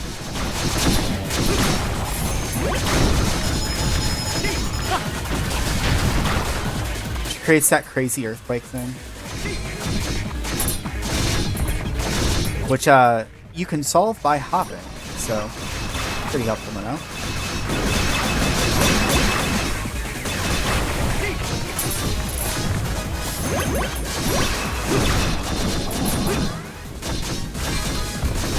Related to the challenge at hand. Okay, that's that. It's not so bad. All you get's a magical crystal. Okay.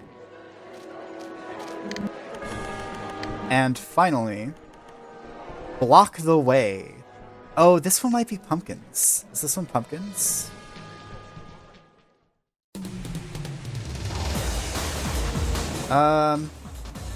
It's underwater. Yep, it's pumpkins. Oh, I don't like this at all.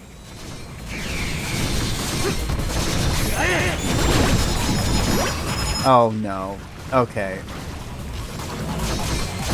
The paralyzed is kind of scary. There we go.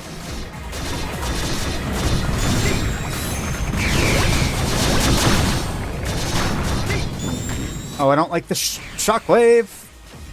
Okay. I'm only paralyzed and nearly dead. No problem. Oh, that's bad.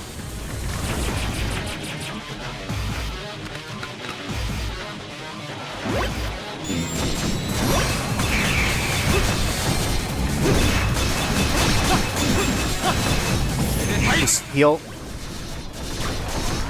Okay, that actually clears out a lot of them.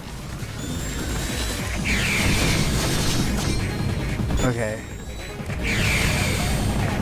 Get me out of the water. Out of the water, please. Okay.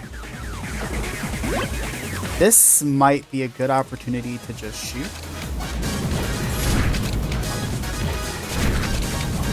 If I was a real Toho player, I would like bait the laser into going out. But actually, I think this strat might suit me just fine. Okay, that pumpkin has way too much health. Oh god. Oh no. Pumpkin's blocking the way. Okay.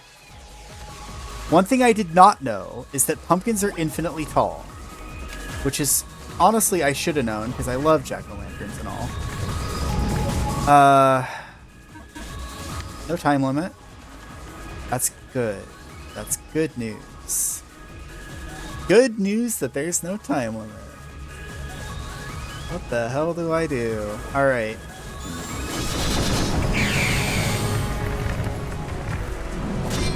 Oh my god, guys. Okay.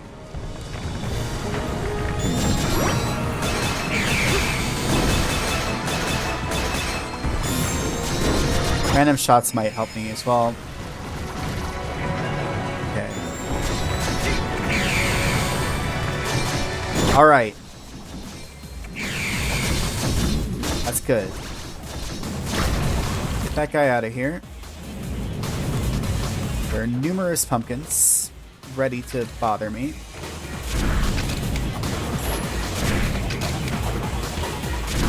Maybe we can just shoot torches at them until they die. Oh, God. Okay.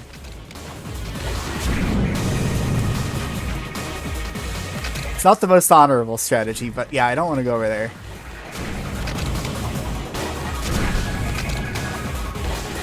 Just take him out. Okay. This should be a lot... Whoa, okay. 22 health is greater than 0. Just aim your laser up there, buddy.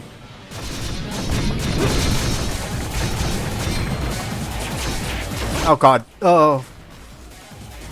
Don't die here. Okay. I think I might know what I'm gonna do.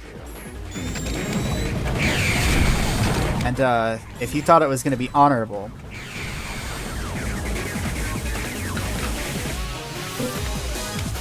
please eat food. Please eat food, protagonist. I can't take it. Okay, that's good. That's actually very good. Alright. Laser guy down. There's no further laser guy, but this is still a potential threat. What? Oh, God. Cast your spell, dude. Astlibra protagonist. You are invincible when casting. No need to be shy about it. Okay. I am at full health. There's so many! There's so many waves. Okay. I will use every damn healing item I have on this. In the name of unlocking Baker's recipes. Heal. Just stay at full health at all times.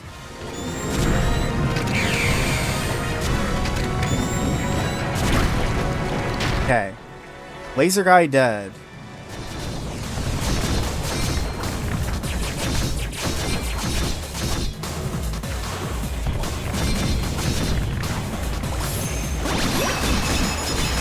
Just kill him. Just take him out. Okay.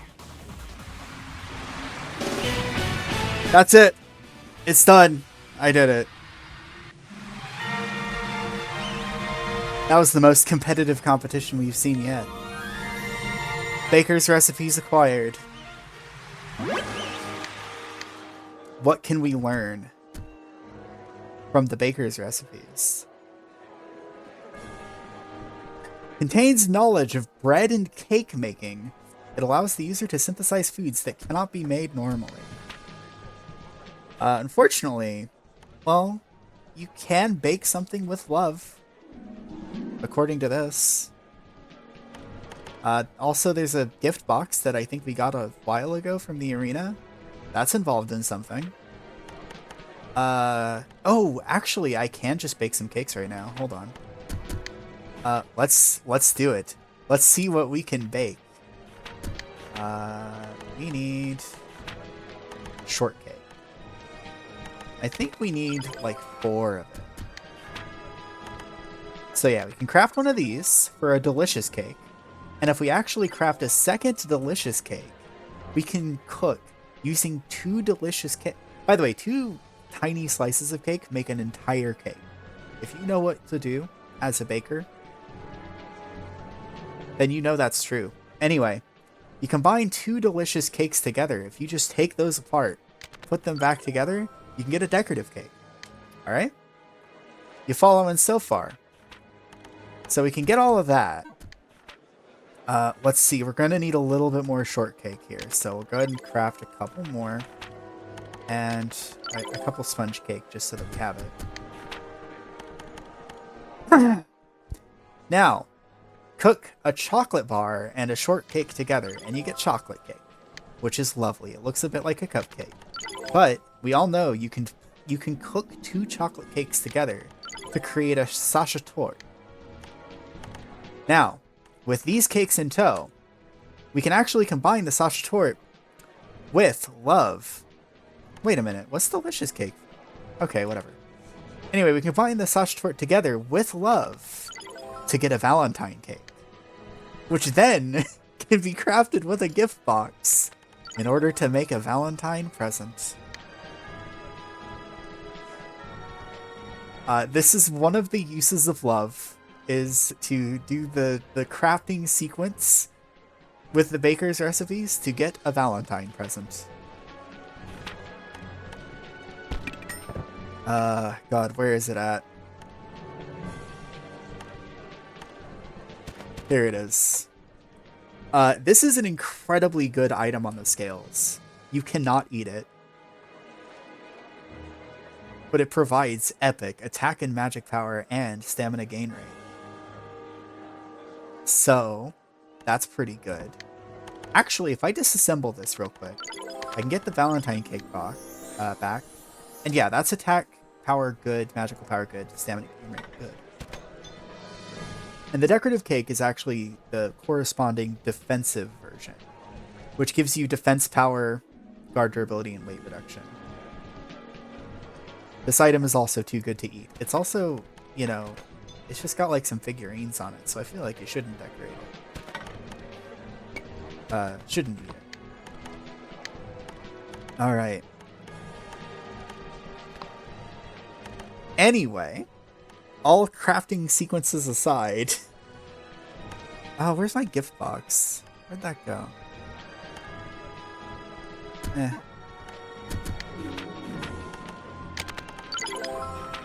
Now I can go onto the scales, and I have been neglecting these for a bit. I guess I have to toss the Mokune doll off it, because otherwise I'm not going to get any effect. Sort from heavy to light. We can put Valentine present on one side, and we can put decorative cake on the other.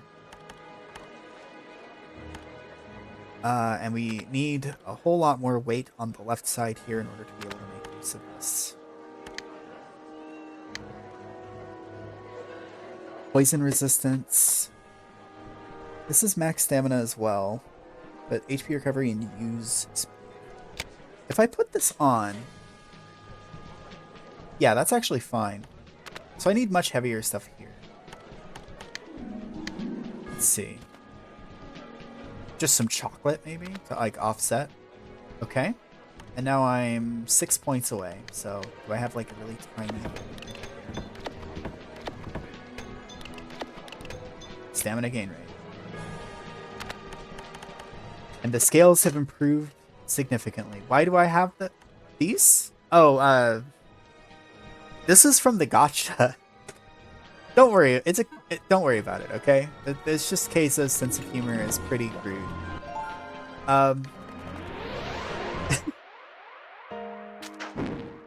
You can get them from the gacha after you do like a story quest that involves underwear.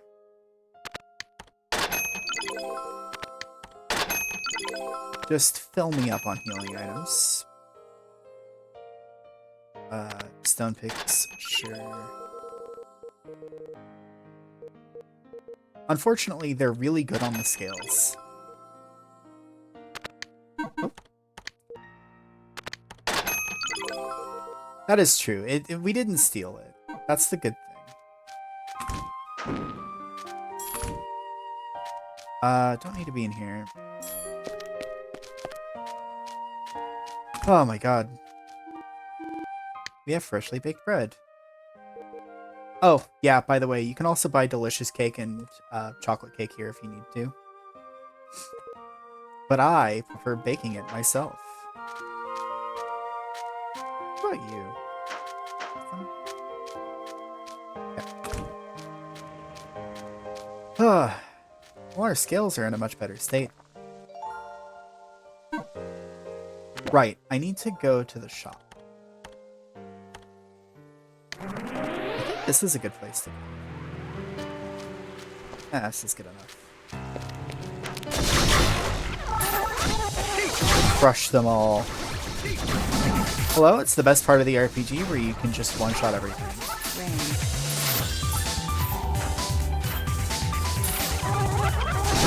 I'm actually heading for Mokune's shop, but I mean, this is a nice bonus.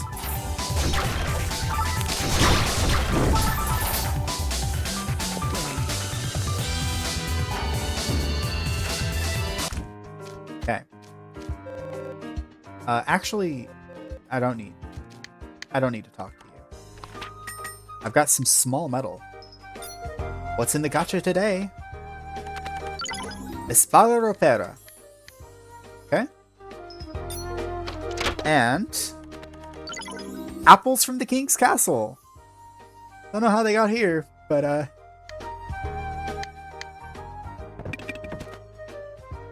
so this was kind of a funny thing. If you check the apples from the king's castle while you're going through Crassanon Castle, you can actually find that they do provide a scale benefit, but you have to feed all of the heroes apples, so you don't get to keep any. But they're put in the gacha later. So the game lets you like get quest items back, strictly for scale use.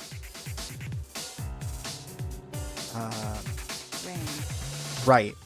So I'm also missing a small medal from Eliza's. So I kind of want to go through this area and see if I can find it. Basically, it's just going to come down to seeing if there are any treasure chests I've missed.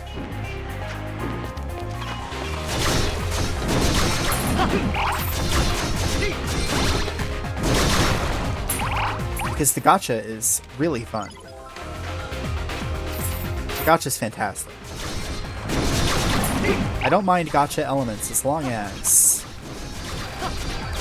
it's restricted to, you know, in-game means. Also, it's not a real gacha, actually. You get all the items in it in a fixed order, I believe. Which kind of helps save you from getting key items before you're supposed to know about them.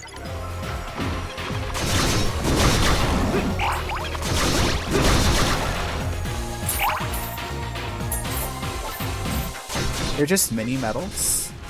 Wait, what is that from? Mini medals? M-E-D-A-L? I actually don't recognize that. Not off the top of my head, at least.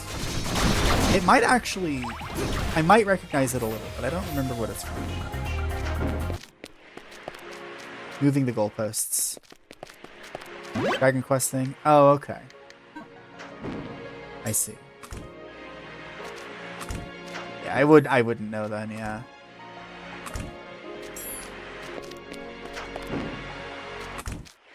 I think everything is basically good here. Hopping in. Nothing. Don't think.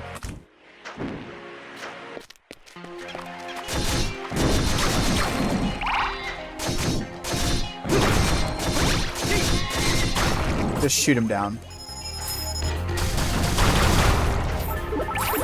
I have an archer on my side.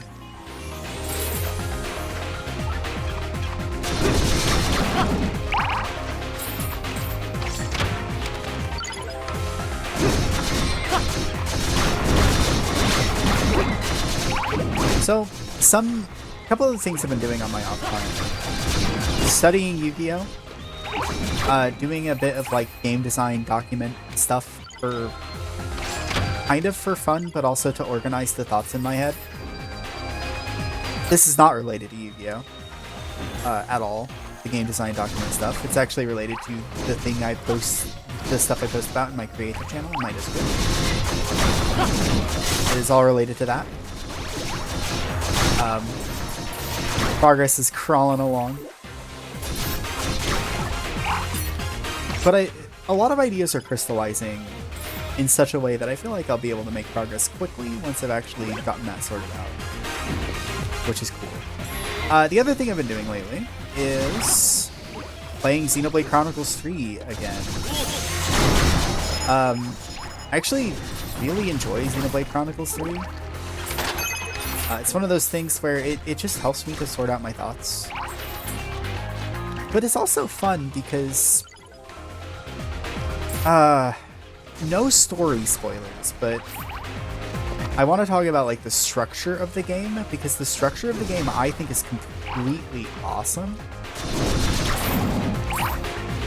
Where basically Xenoblade Chronicles 3 is okay, Xenoblade Chronicles 3 has a main quest that spans a certain level range as you progress through the story. And everything that you do, if you go from waypoint to waypoint, will naturally follow in terms of difficulty from the previous thing that you did. Which makes perfect sense. All of that fits perfectly into logic. And what Xenoblade games kind of normally do, this is just me talking miscellaneous game design stuff, by the way.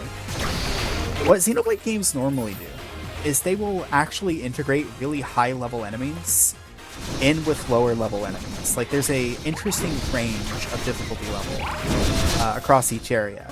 And I actually really love stuff like that.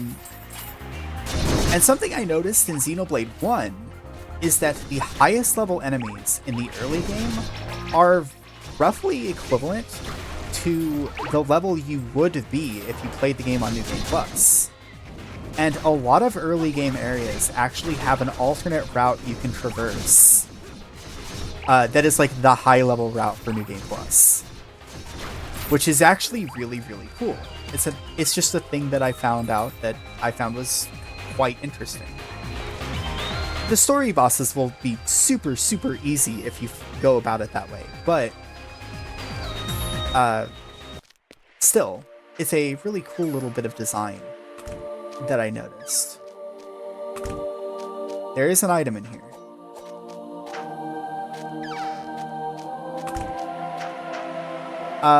The Xenoblade Chronicles 3 thing I want to talk about. There it is. There it is. I got it. The Xenoblade Chronicles 3 thing I wanted to talk about was how, there are certain key points. There's basically a point in the game where you are set loose in a big open world, except if you go west, the enemies are level 40 all of a sudden. Weird, right? So you just follow the path that you're obviously supposed to take. Or you can actually backtrack to an earlier point in the game where enemies are around level 20, which is actually around the level you are. So you can progress the story, or you can just diverge and go the side quest route where there's actually a logical progression through all the levels up through level like 42-ish. You can get up to around level 42-ish, just side questing in the first big open world area, and then you can proceed with the story and be like level 50 when you're fighting level 20s. But it's a really cool way, I think, of structuring side quests, because there's like this completely alternative way to play through the game. And that's what I've been doing, is I've been trying to do as many side quests as possible and completely ignoring the level curve. And it does mean that story bosses are really easy. Basically all of my challenges are like side quests and super bosses. Not really super bosses, but things that I just don't have the equipment for early on. That's a golden ticket. Gives you a little 5% discount. So yeah, I just wanted to talk about that, because that's the way I've been playing Xenoblade 3. I'm actually replaying it. I played it through before. And playing it through whenever the story bosses are not at all challenging is kind of fun. And seeing what I can get away with just by leveling through the game. I don't know if anyone here has the time to be replaying games necessarily, but let me know. You ever do like replays of games where you do really weird stuff, or is it just kind of like rote? You go through it the way that you normally would go through it. So I think you can definitely do some interesting stuff. Not even just challenge runs, just weird things.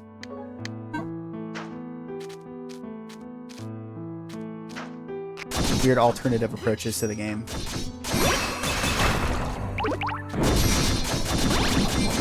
Beyond like challenge runs and speed runs. You're playing Crosscode. Nice. Was that like for a Let's Play or something? Or are you just doing it for fun?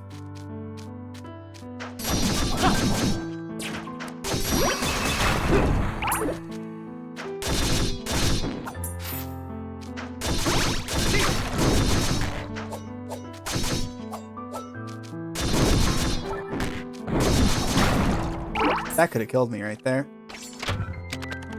For an LP, yeah, that counts.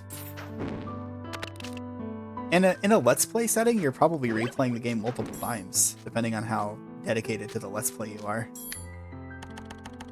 Some Let's Players put a ridiculous amount of effort into it.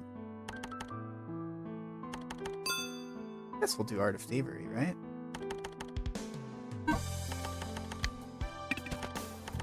Also...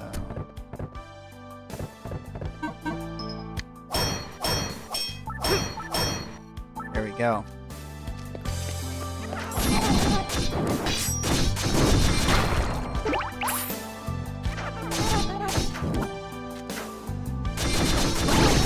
I remember Chip Cheesem puts a lot of like replaying into their Let's Plays, I think, right? That's like a big thing. Episode 28, Gaia's Garden. Nice. Crosscode is actually a game I really want to stream, but just because I really like the plot. But the thing about Crosscode is that there's a lot of side stuff I'd want to do too.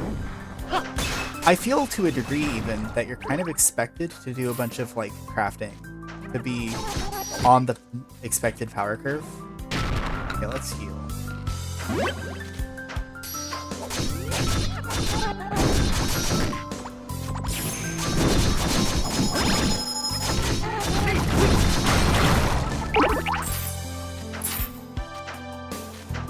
There's actually a Let's Play of Octopath Traveler that Plutia was watching, that she was telling me about. And that is an interesting one, because there's tons of stuff in Octopath Traveler that you would miss from like a casual perspective if you're just like playing through it for fun.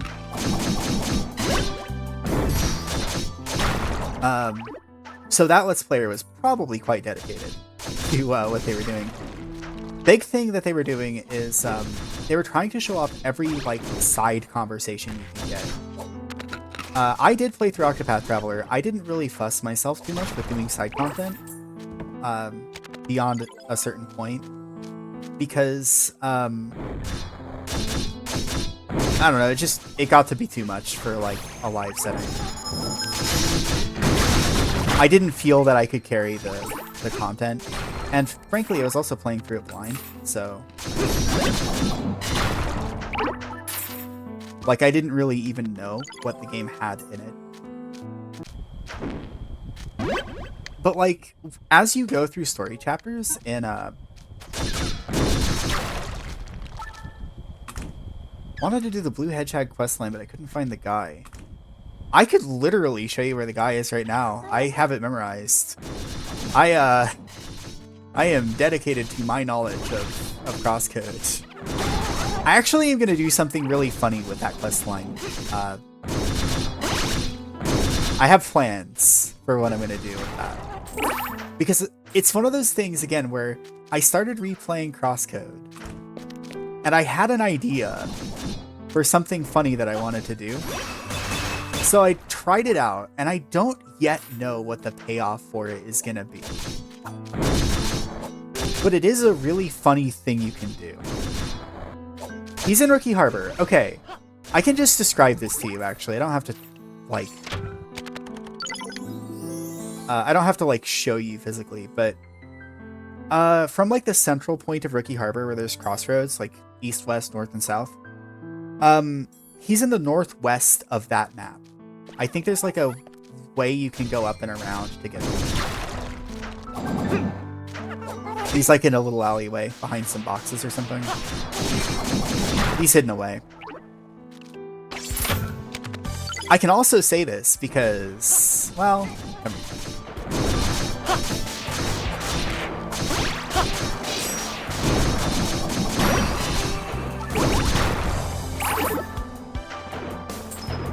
thinking he was to the south. He's not to the south now. Well, now you know for sure where he is. Actually, yeah, let's see if we can get out of here for a second. One of these. Actually, kill the killer first.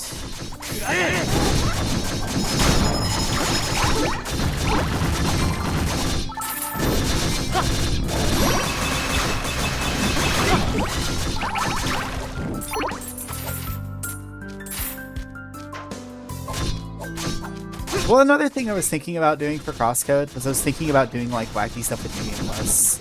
Because I really love that you can carry the elements in on New Game Plus. But I don't think that would be like a good representation of Crosscode. Unfortunately. Like, it'd be an interesting perspective on it, but I tend to want playthroughs to emulate like a first time experience with a game. So I try not to be too like overt with spoilers, for instance, just as an example. Sometimes I slip, but I try not to do that, just for instance.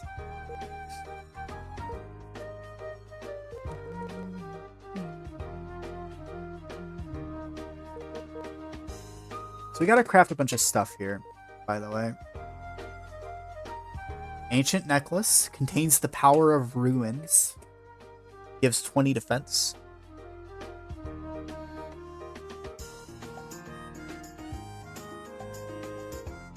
I suppose what I could do is I could just be okay with doing New Game Plus, but to do that I'd have to like put in a lot more hours on stream. Not necessarily a bad thing, but it's just something that I tend to not do. I need at least one more shield. Due to Ogre Hammer. Let's go ahead and do this. Just craft these. What kind of ingot is that? Oh, it's exactly the type of ingot that you would expect it to be. Mithril.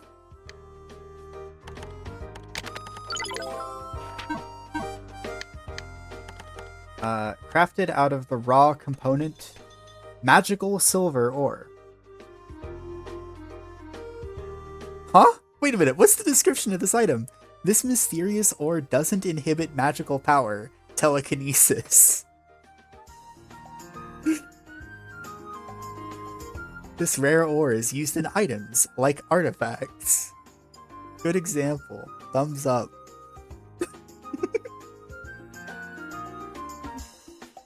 Oh my god.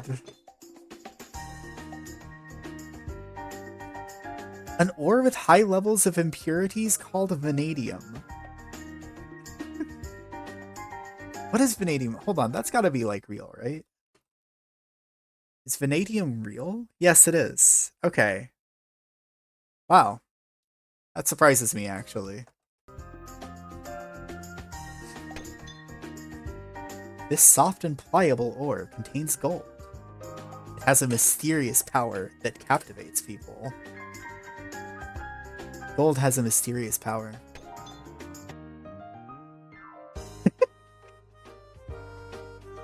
Extremely hard and heavy ore containing metal.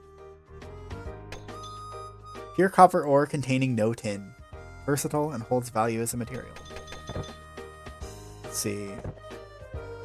This ingot is made from iron ore. It is also called a bar.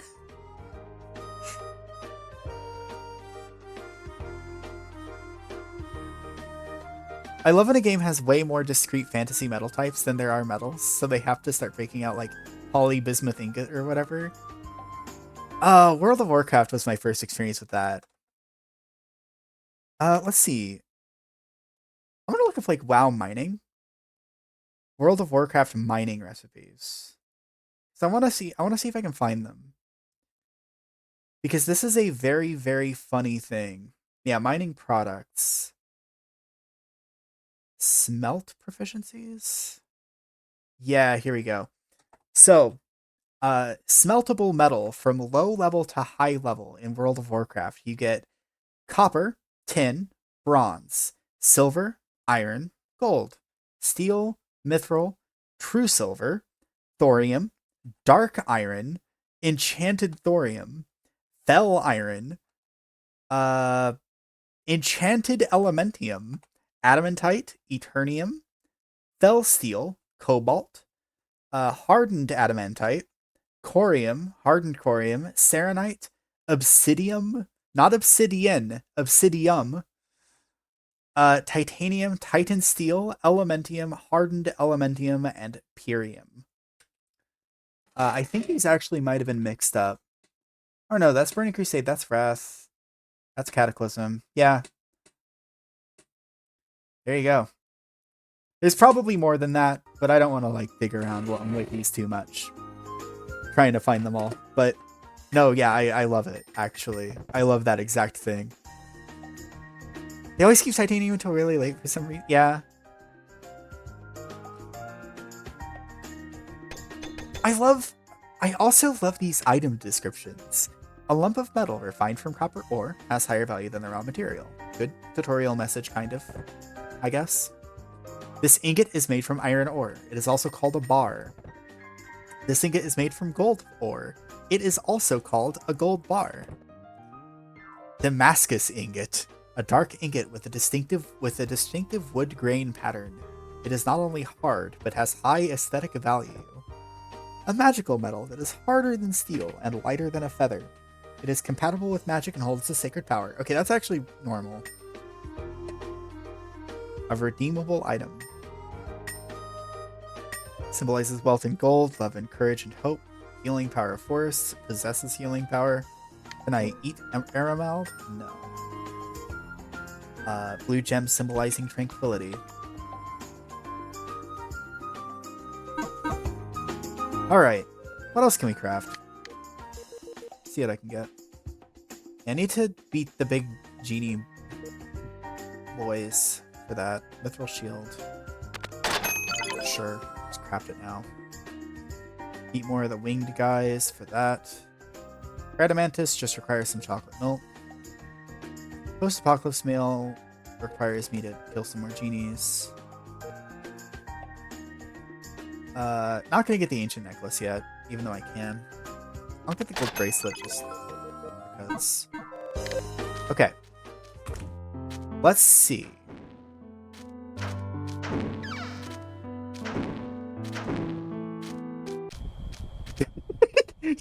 Hold on a minute. What did I miss? I wasn't reading the armor descriptions. I was like focused on the recipes. Literally going back. You said a distinctive shoulder pads as seen during the end of days. Hold on. Oh, Yep, it was the post-apocalypse. You're absolutely right. This is Mad Max armor. That's incredible. Distinctive shoulder pads as seen during the end of days. What is that? The implications.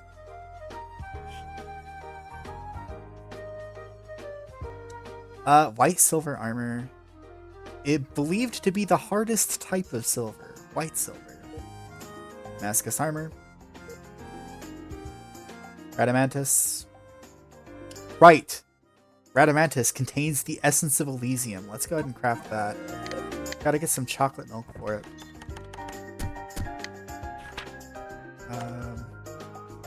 Yeah, here it is. Oh, hot chocolate, actually. I've seen the birth of the universe and its ultimate end, Moku. I am the Alpha and the Omega, Moku. Excellent. Fantastic. See, dark steel, I figure, is just like a steel alloy, right? Like, if you combine steel and darkness, then you get dark steel. Makes enough sense to me. Mistletoe. Gotta equip Mistletoe.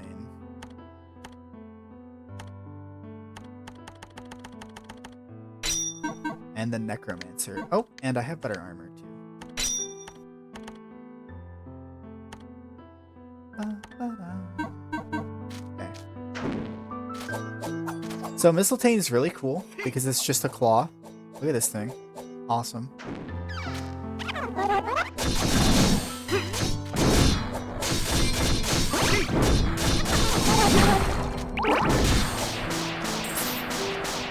I could probably just level my equipment in this room. Just let you in on my grinding process, which involves just fighting the same enemy over and over.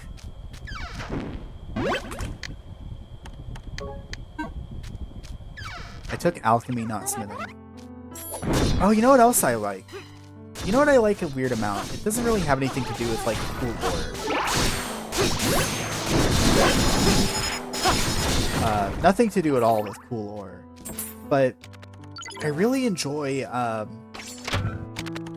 potions. Lightning Hammer Mjolnir. Cool. I really like potions. For some reason. I actually, World of Warcraft was not a game I played for very long, but in that game, I actually really liked herbalism and first aid. Those are like my preferred skills of choice. And alchemy I just think is really cool because I like making very weird potions. I think that usually, and I do kind of like oceans too. Those are pretty cool, but I don't like oceans as much as I like potions. I think if I had to pick one of them to preserve, it would be potions, honestly. But no, I like potion crafting, but I like weird potions. I don't like it whenever it's like, oh, this potion cures blindness. I like it when it's like, if you drink this potion, then the next time you open your mouth, a fireball comes out. I love that. I love stuff like that. I think World of Warcraft has at least one random potion I read about as like a DPS cooldown. There's like a DPS cooldown. So like in MMOs, there's always going to be like the potion that increases the party's damage, and raids are designed around the idea that you're using them to get a certain amount of DPS.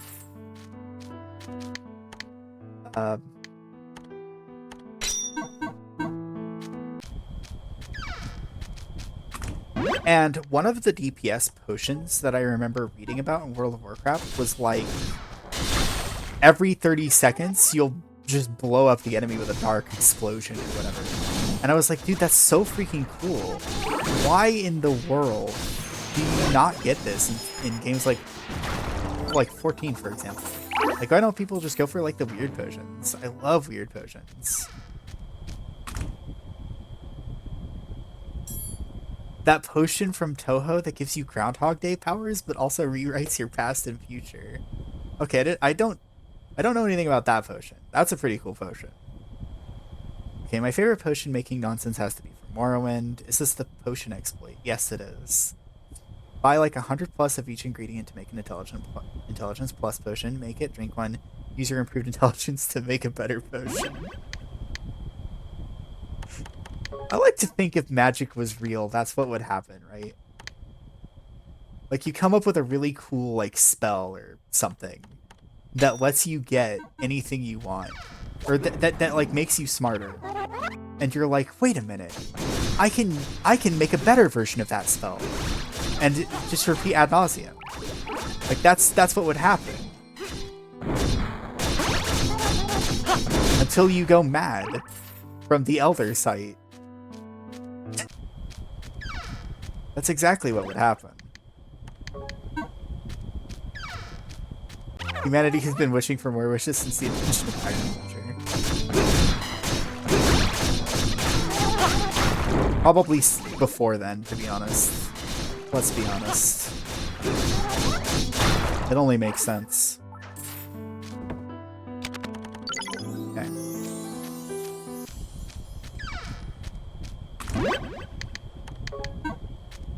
Oh man. I love like weird potions, like weird magic artifacts and stuff too. This is another thing I kind of like about World of Warcraft, and I'd love to see MMOs do this more, is the accessories you can equip that you can like use in combat. Because there's a whole branch of accessories that you can just use as items while they are equipped. I believe they're called trinkets in that game. Golden Sun has this as well, where there's like equipment items that you can use to invoke a sort of spell in battle. Love stuff like that. I don't like casting Faraga. I like channeling the power of my ring to make Faraga come out of it. I think that's so much cooler. At least if it's like mixed in with, okay, you have inherent magic too. Getting like an item that casts a spell, it's so awesome. Usable equipment also started with Dragon Quest. Oh, I don't necessarily doubt it, yeah. I know Final Fantasy 1 has usable equipment too. Has some really odd pieces of usable equipment.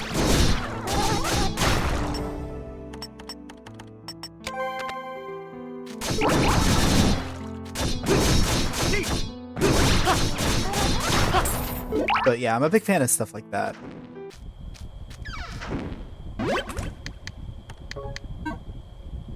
feel like my health has gone down. 11's got that. Oh, absolutely. I 100% believe 11's got that. 11's like the closest vestige you can get to like weird Mojang in like a relatively popular game.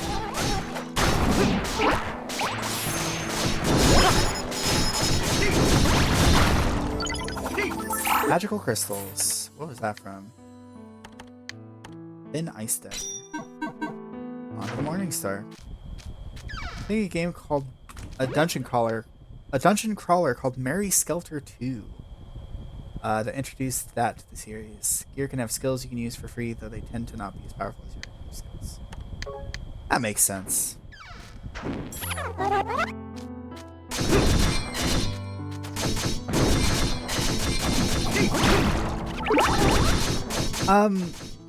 The way that it worked in Golden Sun, by the way, is I believe any equipment that had a usable skill on it would actually break if you used it, and I think it was a random chance, like a 15% chance to break or whatever. But that's not a problem. You don't lose the equipment if it breaks. You just have to go to a weapon shop and have it repaired. Come to think of it, that's actually another thing I really like in like Elder Scrolls in theory, is how Elder Scrolls has like charges on magic equipment. You can get like weird little enchantments and stuff. Love stuff like that. It makes magic feel more like a real thing if like people are casting spells on their items and stuff too. People doing like crazy stuff with magic to their weapons and their armor and also just casting it. It's fantastic.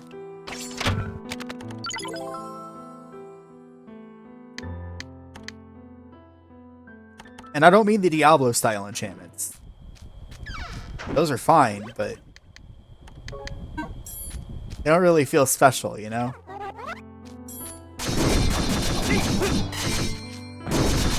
It's just like a stat change, and that's not quite as cool as like, oh, this equipment item has like a spell on it.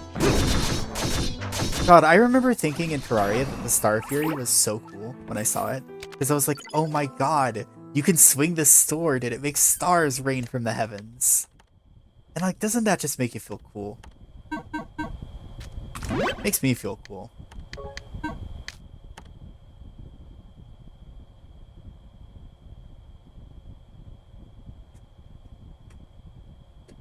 Personally, I'm fond of equipment that does something unique. Yeah. That's pretty much the thesis of the conversation. The theme of my taste in cool magic enchantments. Give me something that is genuinely interesting.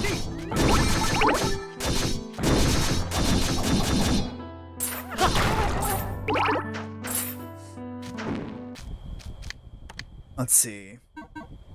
Snowfield Shield is almost done.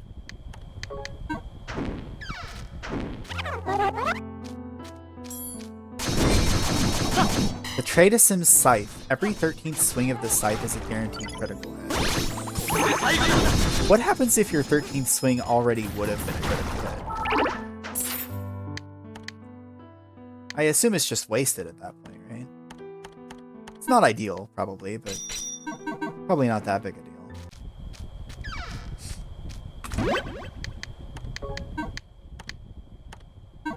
Alright, I'm actually going to go and get some items.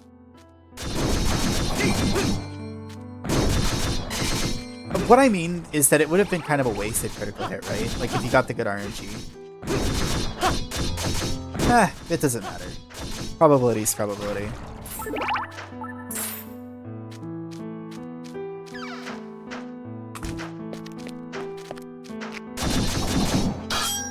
Ooh, that was a cool block. Cool mid-air block of that guy. Yeah, there's no way you'd be able to know. That's what I was thinking. After I like brought it up, I was like, oh wait a minute.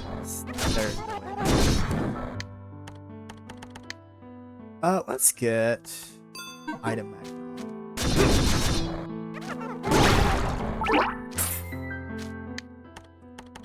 So At some point, I was kind of conceptualizing like an elaborate video guide of what every ability does in Astlibra, all of these things, right? And Item Magnet, I was actually going to proclaim is like one of the magnet skills you shouldn't use, because it's only really useful in Elysium. Because in Elysium, an item can drop above a pit and then fall into a pit.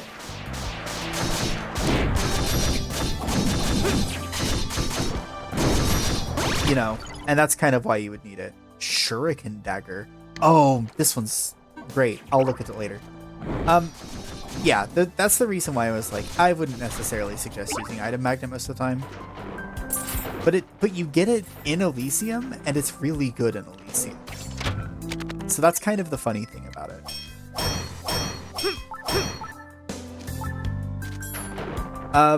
It also makes items home run on you in a really goofy way while you're mining. There's another thing I was going to say about it. Right. The reason why I don't think Item Magnet is that good most of the time, it's basically just a basic quality of life skill, but if you were to not pick up an item drop, it just magnetizes to you anyway. And that's something I might have to just like show, because it's a really weird thing that this game does that's like simultaneously really nice of it, but also completely invalidates the purpose of this Item Magnet skill that it created. It's just kind of a funny thing.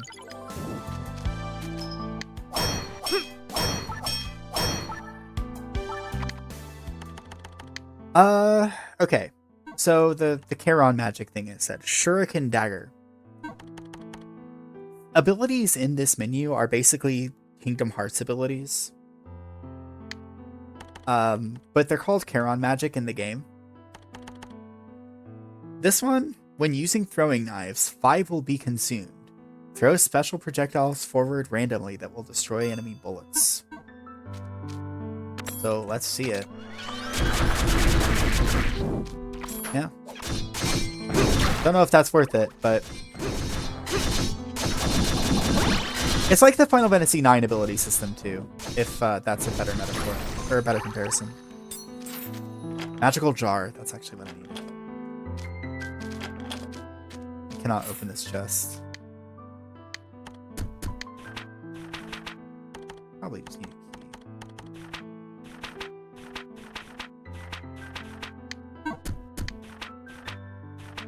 There it is.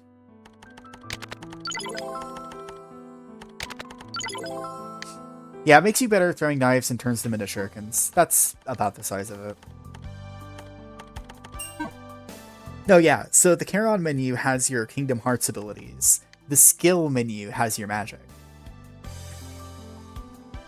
Not confusing. Not weird at all. Speaking of, I probably do kind of need to master some of these. So, I guess I'll go for that while we're here.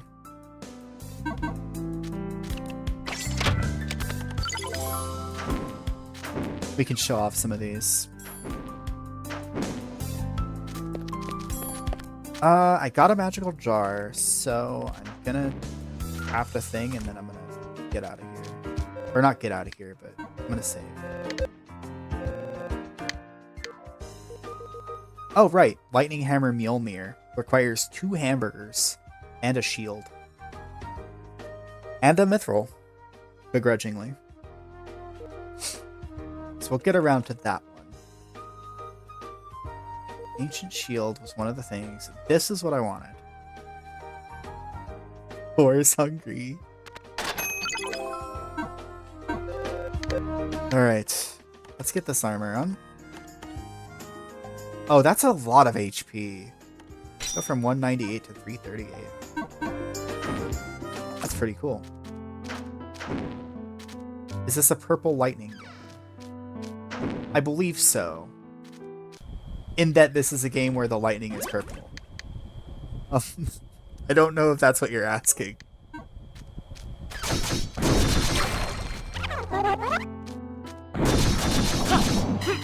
Oh, wait, hold on. Yeah, I don't need this weapon equipped anymore. Espada Ropera. A legendary rapier so venerable that an entire book exists explaining its existence. I can demonstrate the lightning. There it is. Oops. Purple, yeah.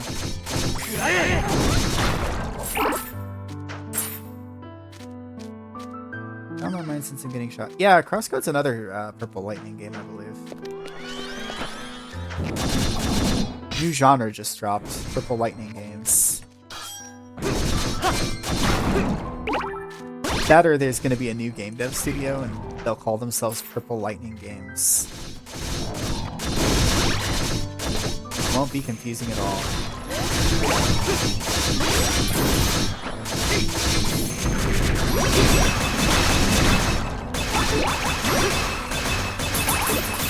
It won't be confusing. Not to most people.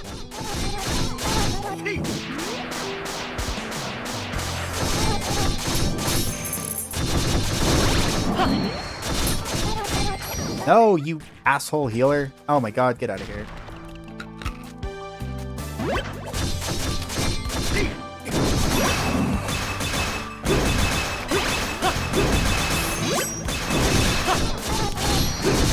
I simply cannot get over the fact that these healers are so freaking tenacious.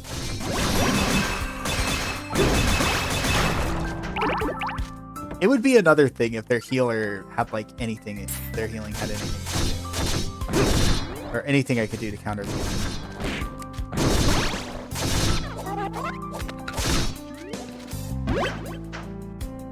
You! Die, bitch.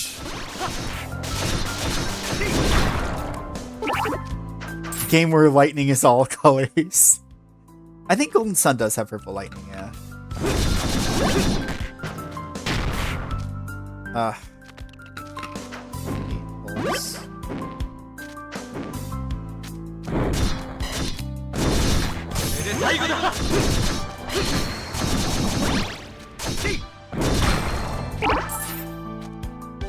Not like different moves make different colors of lightning. Every individual bolt is a different color.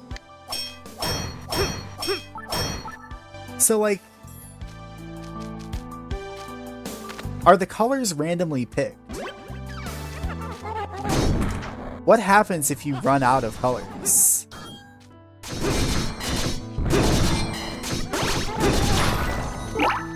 Ooh, gold chest. Thanatos. There we go. That's the good stuff.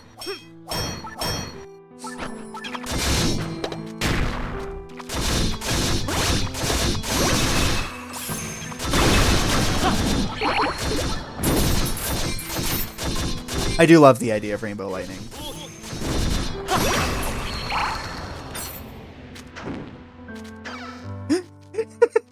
How could you run out of colors when you have the full electromagnetic spectrum?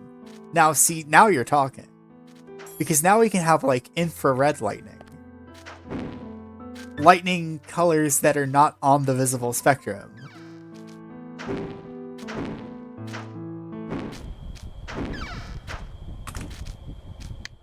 Every lightning spell is prismatic ray. The red lightning sets you on fire. The blue lightning makes you cold. The purple lightning drains your soul. Etc., etc. Over here we should make fire dudes. That's a good idea. Let's stick with that. I was sitting here wondering, like, wait, why did I get so excited? Why did I head back? And I forgot that I acquired Thanatos. I think, I really like it when fire is all kinds of different colors, too.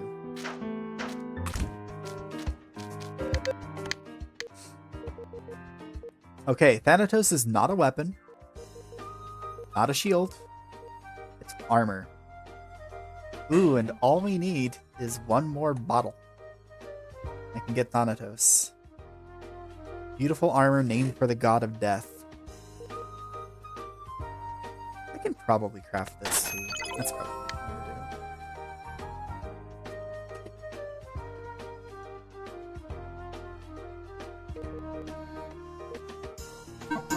Regrettably, Thanatos is not a scythe. Close to crafting everything.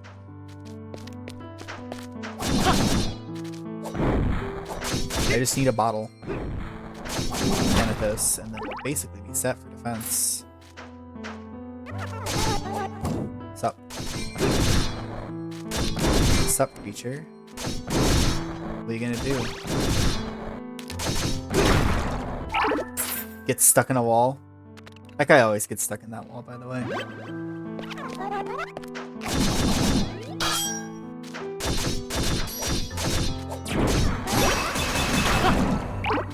Strictly speaking, I probably don't need to kill everything on my way to the enemies.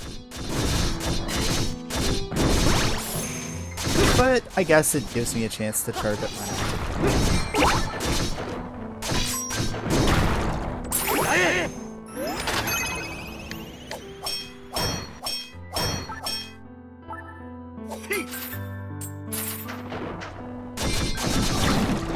Okay. Eat up for these guys.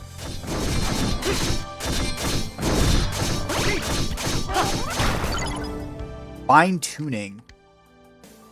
What is this one? Reduce the weight of your shield to 0. Right. I did foreshadowing last session that I completely forgot about. Yeah, we'll get to that later.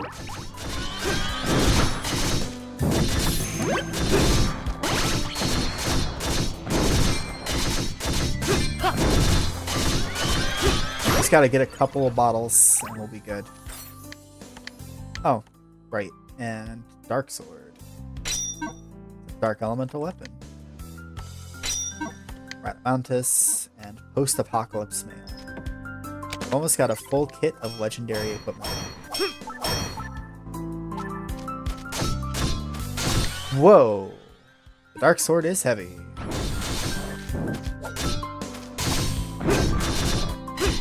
We will deal with that in a minute.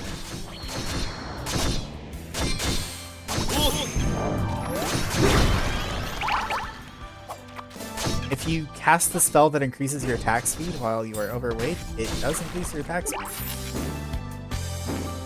There's that.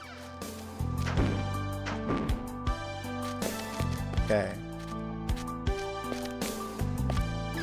We all know that wielding pure darkness condensed into a blade is actually very difficult to do. So... I went to the wrong place. I need Mokyun to help me.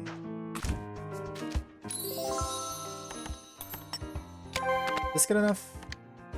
84. Not nearly. Okay, actually, hang on. This is a job for the skill tree.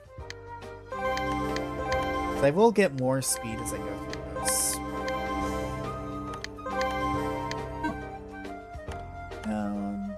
Goes back to the right. That does actually lead to a speed node. I'll take it. There's another speed node. I don't know what. I call this a skill tree, but really it's just a stat tree.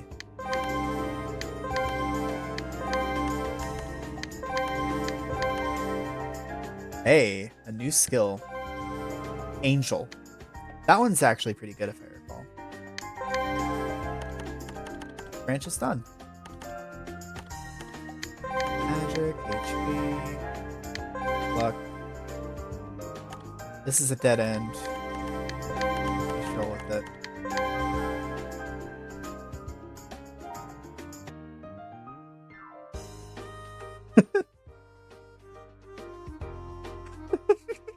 I am in awe of how every single section of the sphere grid is the point where they started running out of ideas.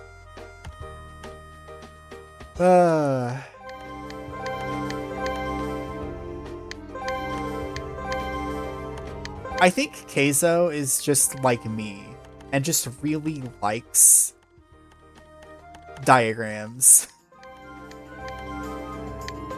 You know? I think that's just what it is. Because I will absolutely absolutely put a skill tree into any game that I can. Any project I'm on gets a skill tree. I'll fight tooth and nail for it. But only if it can be this big. It's got to be like sphere grid big, you know? It just won't do if it's like one of those normal skill trees you run into in like a AAA game, right? See, now I have to like navigate back. Oh.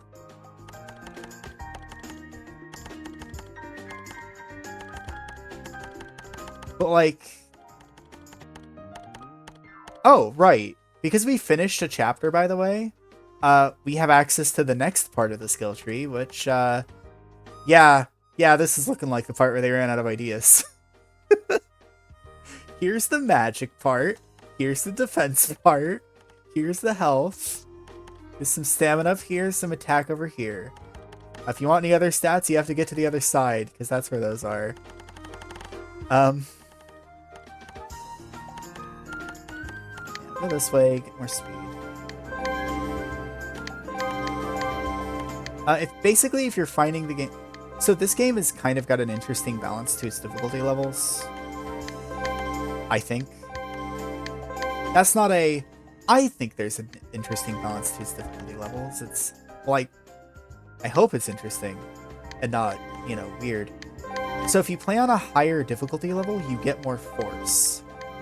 So, like, enemies are more powerful, but you can more easily, like, afford nodes on the skill tree. Also, even though I'm out of yellow, I can convert inefficiently to yellow.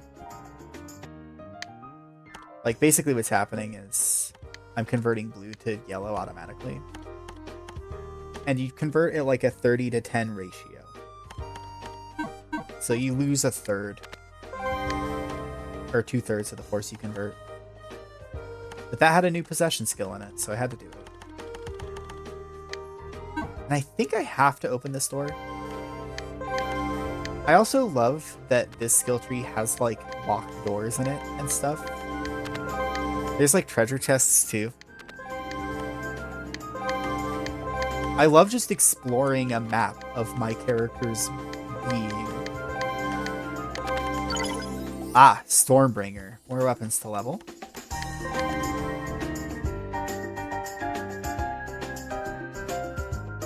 Doesn't the sphere grid also have that? The sphere grid has locks, but it's funnier in this game because you use keys to unlock them, not level 4 key spheres. It hits a bit different, but yeah, the sphere grid does also have that. By the way, I want to point out that the music suddenly got a lot louder. And don't worry, that's just how the item acquired box works. I can make my way over here through the attack nodes. Here we go, more speed. Take up a little bit of speed here. And I think I'll be fine for the dark sword at this point.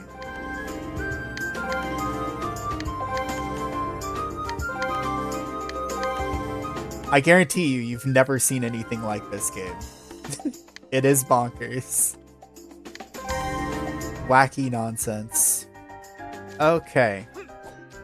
Alright. Dark sword. Now easy to wield. Relatively. Still gotta get rid of a little bit of that.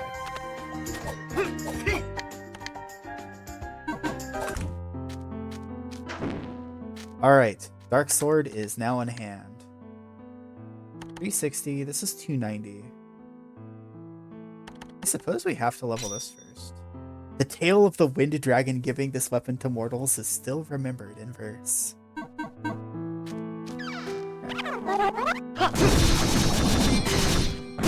If there's one thing about me that you should know... Well, okay, this isn't it, but one thing about me that you should know when it comes to, like, game recommendations or whatever is that I also like it when there's a large variety of number go-up systems. I'm a big fan of that. Thus, here we are. Right, I need bottles. I don't need to kill these guys. There's 2 bottles up here.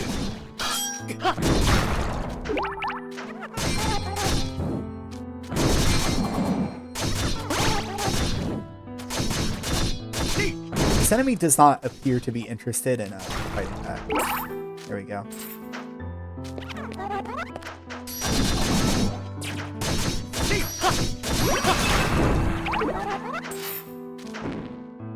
Anyway, one thing that I really do want to do with the aforementioned design document stuff, the aforementioned game, is that I actually do just want there to be a really big skill tree where you unlock tiny little options.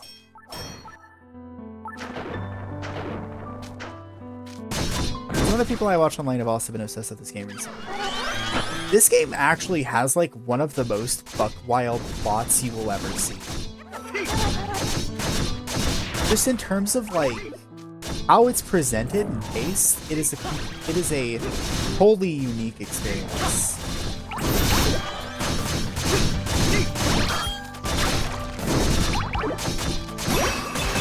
Ridiculously fast-paced.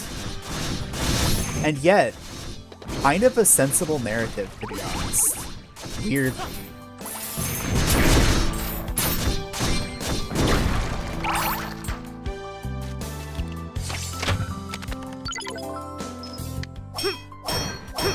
It's the kind of story that every time it hits you with a plot twist, it should send you into a bit of cackling as the plot spirals further and further out of control. God. Do I have any bottles yet? I don't even know how to shoot. I actually stuck with this game because of the plot. I think I mentioned that. Man. Not just the numbers, but the plot. The grow menu got me into the game. That's what I need for onboarding, is just...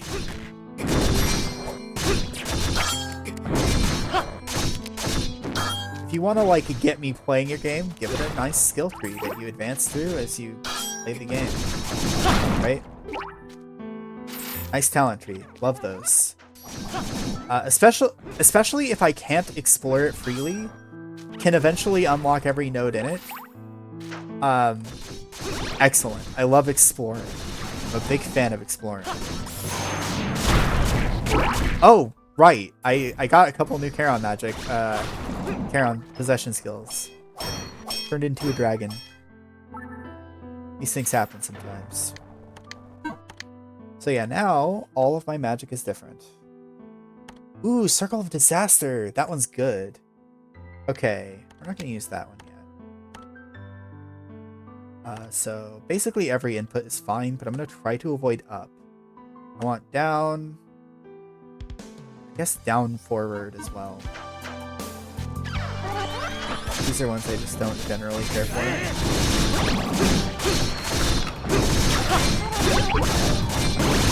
I also think this game does have genuinely really fun combat. For what it's worth. It's not, you know, it's not just a completely petty love for skill trees that keeps me going or anything. Chicken Heart. Okay. I actually learned a couple things really quickly. So I got Magician and Chicken Heart. Where is Magician at? So Lionheart extends the range of your possession skills. Chicken Heart shortens the range of your possession skills. Pretty much what you'd expect. Magician is here. Increase the swing speed of magic staves. Important for staff build. So I really do need the new armor now. Keep getting the abilities.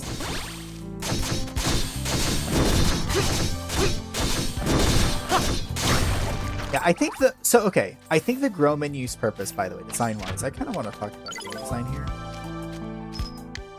The grow menu's purpose, I think it actually serves one, unbelievably. I think on normal, easy, or light, like the easier half of the difficulty levels, the grow menu serves as something of a failsafe.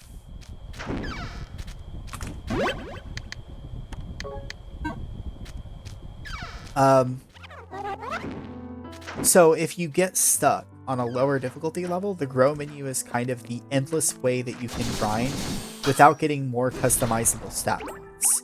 You just get stats that are core to your character, you get new moves, and the stats you can get from the grow menu are actually incredibly powerful. On higher difficulties, you actually get, I think, a pretty static amount of grow points throughout the whole game. After the first couple chapters, at least, you start getting grow points at a really fast rate.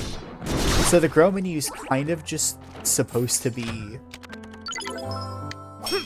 used to make you powerful. Like, I think you're expected to have the stats in it, basically, on high difficulty levels. I think the high difficulty levels are balanced around it. And I don't think the low difficulty levels are balanced as much around it.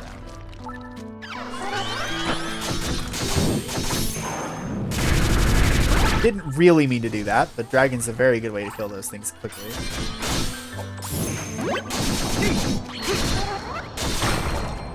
Because yeah, this is one of the games, I don't know if I even got this out properly, but this is a game that actually improves the rate at which you grind on higher difficulty levels. Like, you get stuff faster.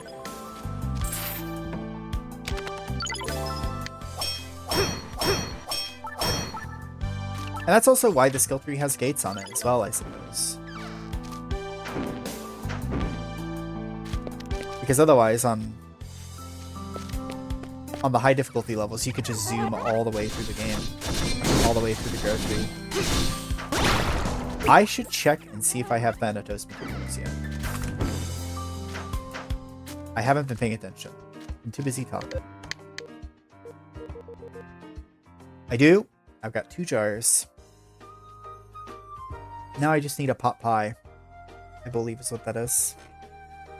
Then I can make my enemies tremble. Okay. Pot pie is probably in here. Meat pie, sorry. There's no pot around this meat. There we go.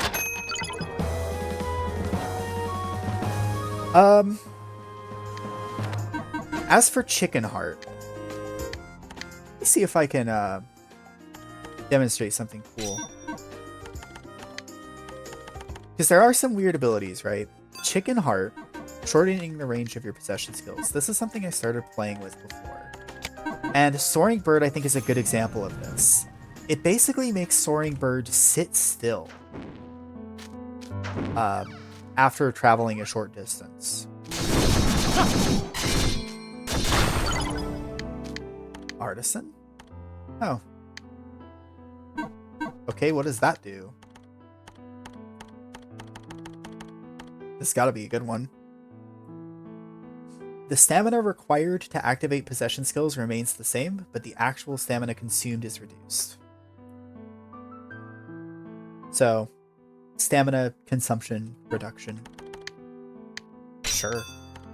I'll probably replace that as soon as I can, but why not? Indulge. So yeah, chicken-hearted version of the bird thing just makes the bird basically hover in place, which I think is kind of neat. I can, however, swap to Lionheart.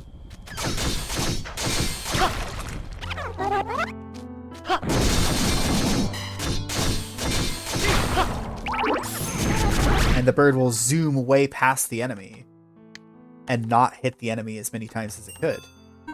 If I swap to Chicken Heart, the bird just hovers on the enemy and does as much damage as it can. It has different effects on every possession skill. I want to say Chicken Heart is also really good with, Thunderbolt one.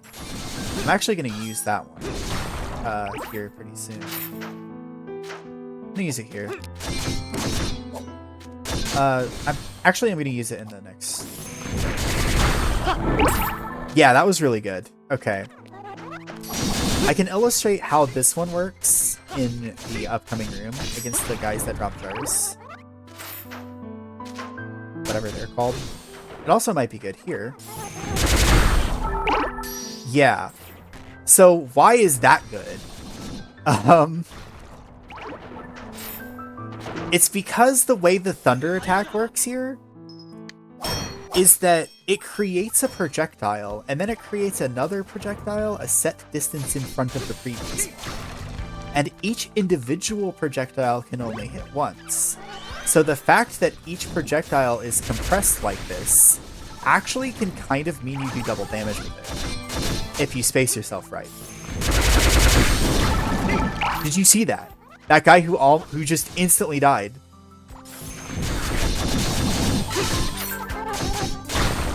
It's buck wild, is what it is.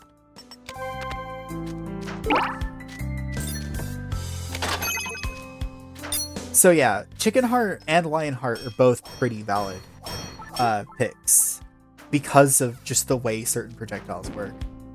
Chicken Heart also doesn't negatively affect certain possession skills. It's probably one of the most interesting skills in the entire game to equip. Probably one of the most interesting ones because it just has so many weird properties and weird ways that it affects certain things.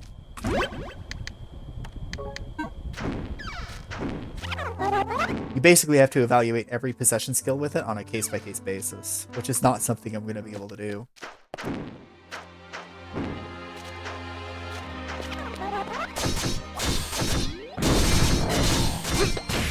me just kill this guy real quick. Dead. Instantly dead.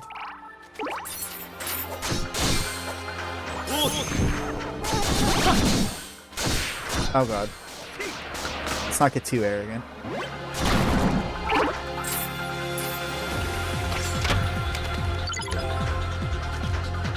So fun.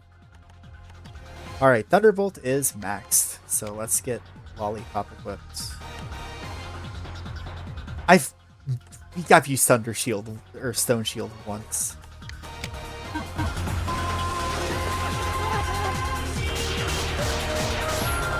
Oh, I don't like this at all.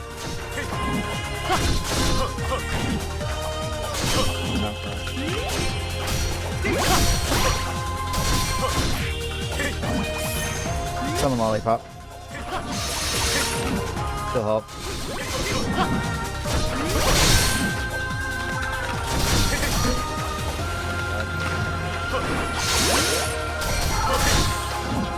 Alright. Not the time for Lollipop. I think I need to use something that's actually good. So... yes. Do this again. Rush them all. Anyway, that's pretty good. That's a pretty solid move.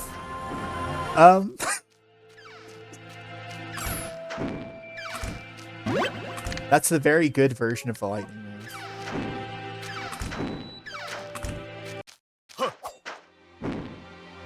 Leave me alone. Alright guys, just come together into one spot.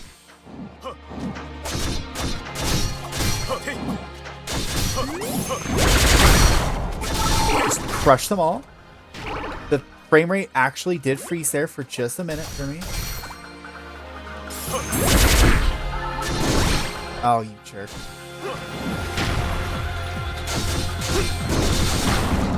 There we go.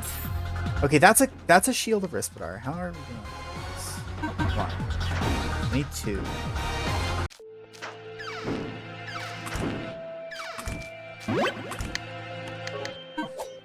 I believe I need 2.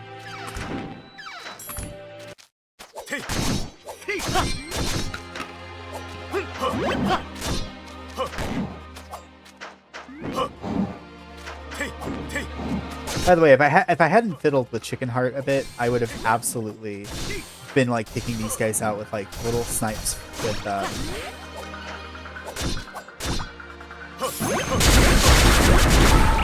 like a two-handed sword or something. Defending. Don't let him do it. Okay, we got 2. We are good.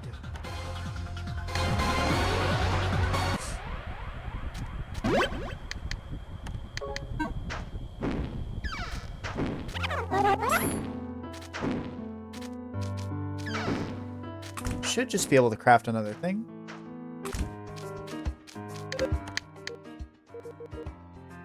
Oh, I need more than just 2, don't I? No. I just need 2. Okay. So I need what? Mithril, a burger, some wings, maybe. Nope. Actually fine.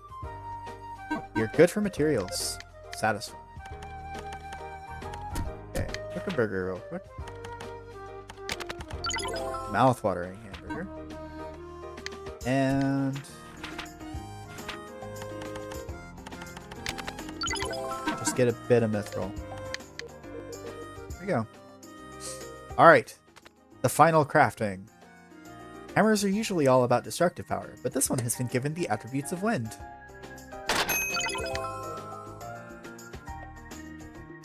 Legend has it that a god once handled this great hammer. It generates a thunderbolt on impact. Just one.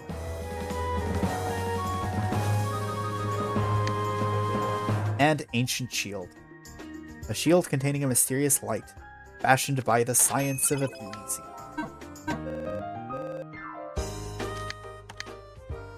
Okay, Thanatos, working on it. Take the Ancient Shield. I actually think the Ancient Shield is one I use a lot. I recall. Also, Shadow.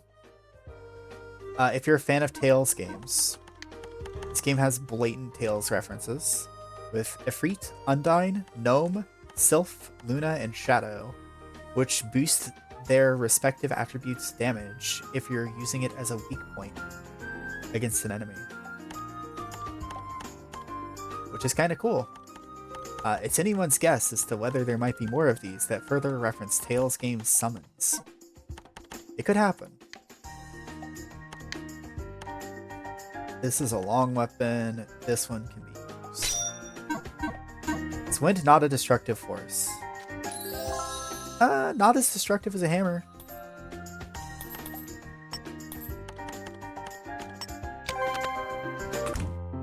Luna was the best summon in Tales of Fantasia. I want to say Volt was like the best one in Symphonia. Symphonia is the big Tales game I know. I like Vesperia a lot too, though.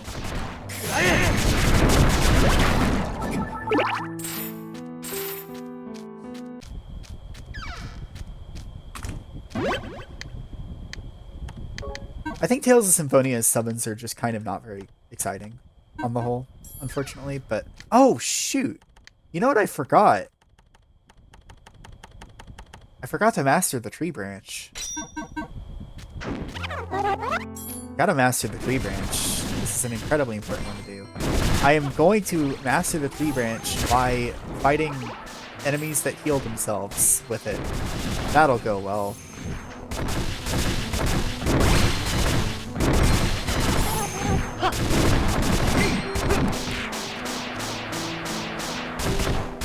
Roxas, that's a stick.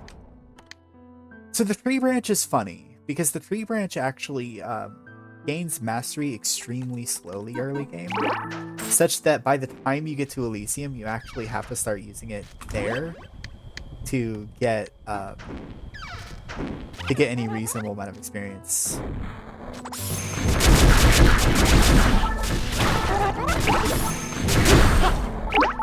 It's actually a very funny quirk that the game's got. It's mastering quite fast, though. I don't have any significant memories of Symphonia summons. Yeah, Symphonia summons are odd, because the way that they work is that your summoner party member, who I'm not going to name because I actually intend to play this game maybe at some point on the channel, the summoner has to be an over limit to be able to use it. And that's why you just don't see summons very often in Symphonia. And yeah, at this point, my damage is coming almost entirely from my innate stats.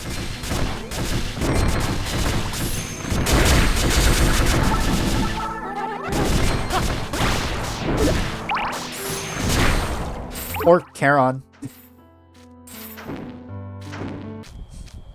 Charon's helping. Pop that.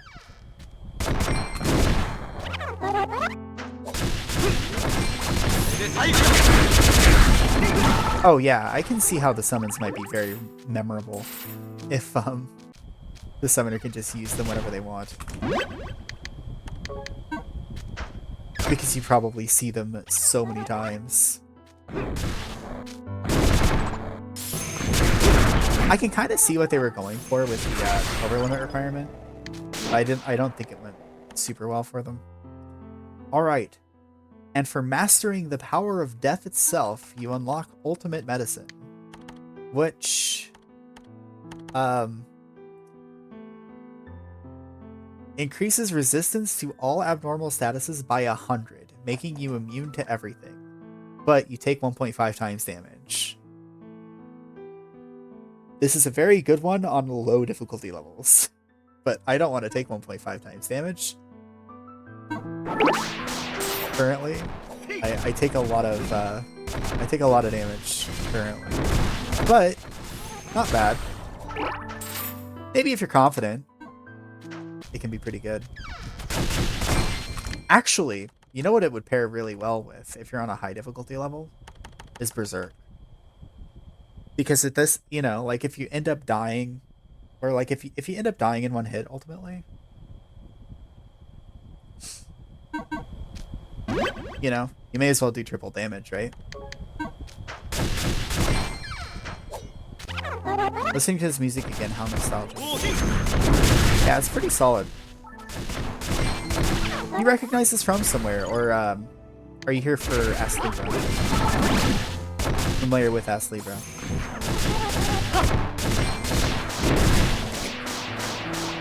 Oh my god. That's the magic.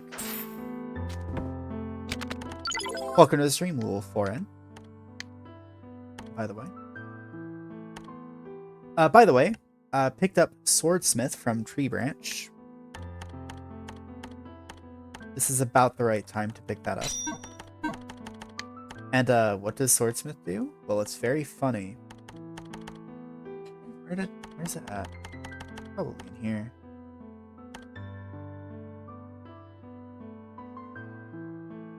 Nope. Here it is. Becomes easier to increase weapon proficiency. 100% some time ago. Yep. I am showing it off to a bunch of my friends and other assorted online people via stream.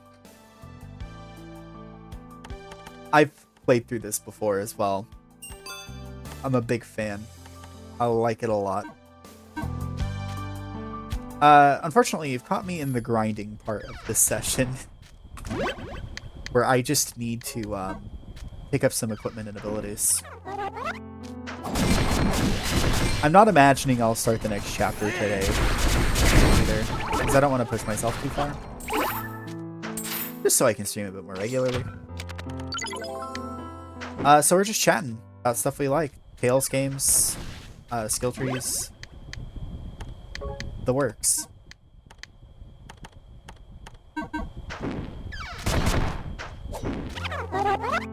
I am gonna take... Just got the DLC. Yes, I'm actually looking forward to playing the DLC myself. I'm gonna play it totally blind. Once I'm actually done with this whole game. I'm looking forward to that. I think it'll be pretty good. I actually have kind of a plan for how to reveal details about the DLC as well.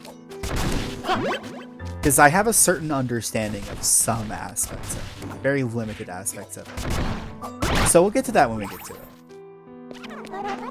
But this game did get DLC fairly recently. It got DLC like 3 days ago. I wonder why I maybe resumed playing it. It's because I've never been this hyped for DLC since, like, I don't know, Hyrule Warriors Age of Calamity or something, maybe? I was reasonably hyped for that game's DLC.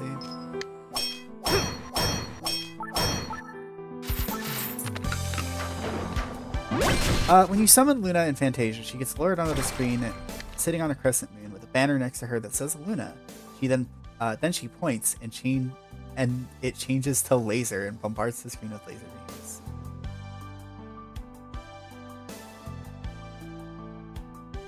Did you ever play Crosscode DLC? I didn't.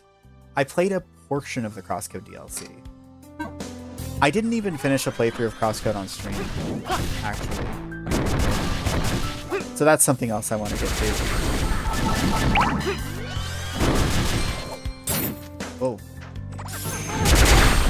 That's another reason why I need to actually get a bit more consistent with my plays. So then we can get through more games.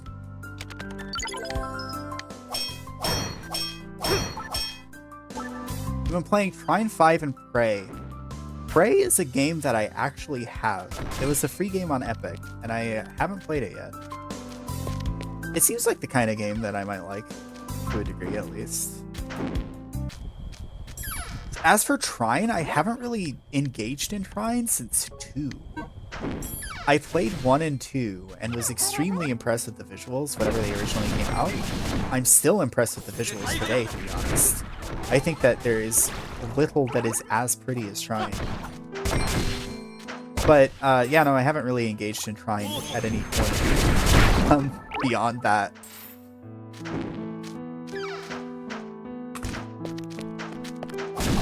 As for Prey, yeah, like, Prey is one of those games that's an immersive sim, is the awful genre term for it that nobody likes. But, I mean, I call it an immersive sim because at least you know what I mean when I say that. And I've never been able to really get into immersive sims. Like, Deus Ex I did play, but I didn't get all the way through Deus Ex, like those kinds of games.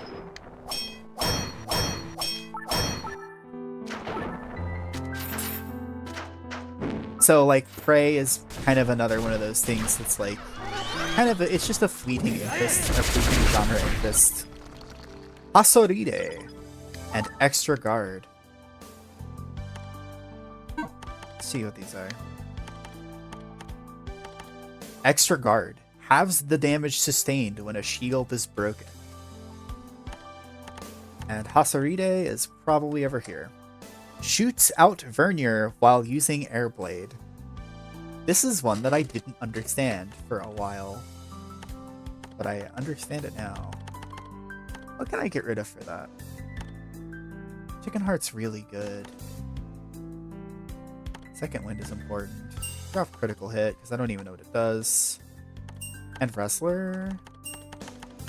Let's shoot out some Vernier. Hasoride. And Herculean Power. Sure. Stop shooting Vern.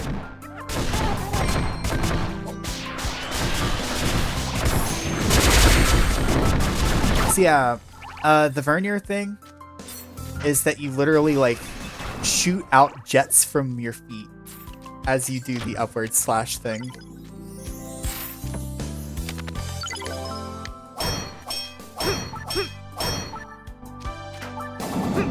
Like that.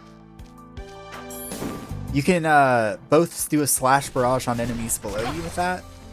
And you can also double hit particularly large enemies by hitting them with the sword and with the thrusters. Right, we're done with Ogre Hammer. So now it's Mjolnir, right? This is Extra Guard. I think I'll keep Artisan. Mjolnir.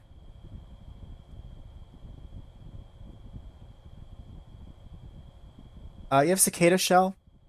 One hit immunity. Yeah. I know about Cicada Shell. It's not something I'm going for, though. It's just not really in my style. But I do have Cicada Shell. I have Cicada Shell. I have Berserker. I might use Cicada Shell and Berserker with, like, an arena challenge or something. Like if an arena challenge is a one-hit arena challenge.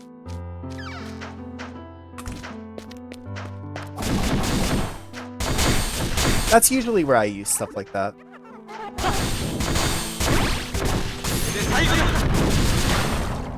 Okay. Got cool lightning moves. For some bosses in the arena. Oh yeah, what difficulty did you play on? Cause we're doing our best. We're playing on hell.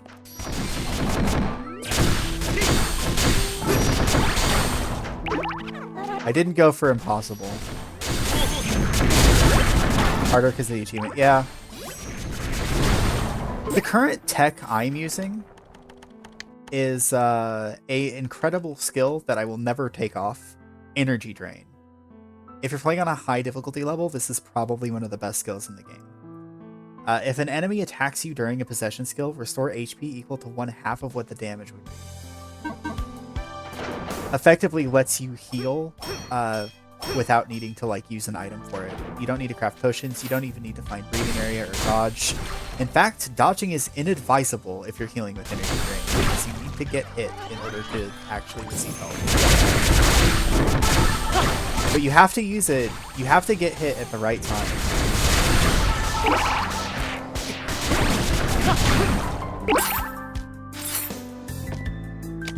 You have to get hit while your thing is actually active. Because otherwise, you just take damage. I'm a big fan of it. Energy Drain is completely busted.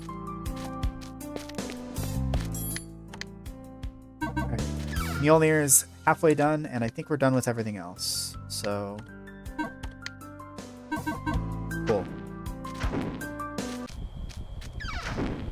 And then we'll be done with grinding, and I can do a little preview of the next chapter, and then that'll probably be it for tonight.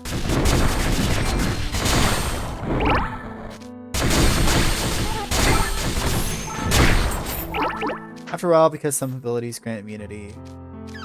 Yeah, that's fair enough.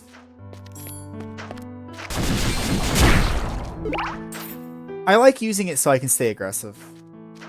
I have a very aggressive playstyle in like action RPGs. Alright, I completely missed with the lightning. Sweet. Open that chest. It exists on the boundary.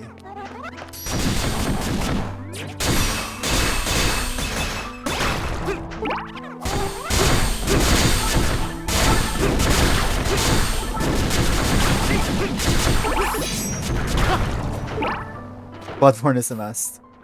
Maybe. I was actually really interested in Bloodborne whenever it first came out. Whenever I first saw footage of it, I was just like kind of waiting for it to get a PC release, and then it didn't. And then I played Nioh 2 instead. That is my history with Bloodborne. Regrettably, a different action-based, you know, or like fast-paced Souls like kind of grabbed my attention instead.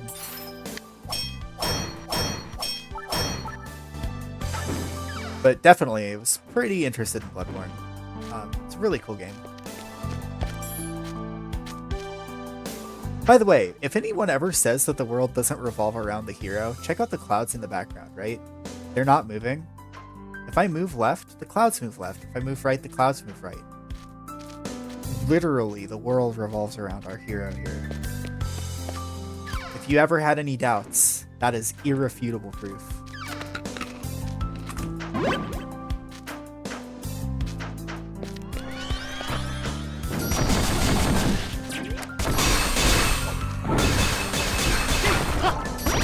I guess that's another way of just saying parallax graphics, isn't it? Thunderclap. New Charon magic. That's what I was after. That's the last thing we got. So what is this? Briefly restrain any enemy hit by a bow. The restrained enemy cannot move. This is such a weird one. Oh, right. There's actually this staff I can level up. I want to demonstrate this one first because it's super weird.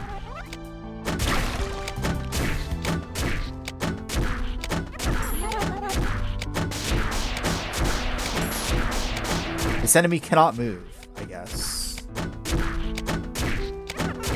No, wait, it's bows only. I think it is actually bows only. It literally only works with bows. Crossbows don't count. That or these guys can't be restrained. I've definitely used this one before. Yeah, see? There's lightning engulfing that bush.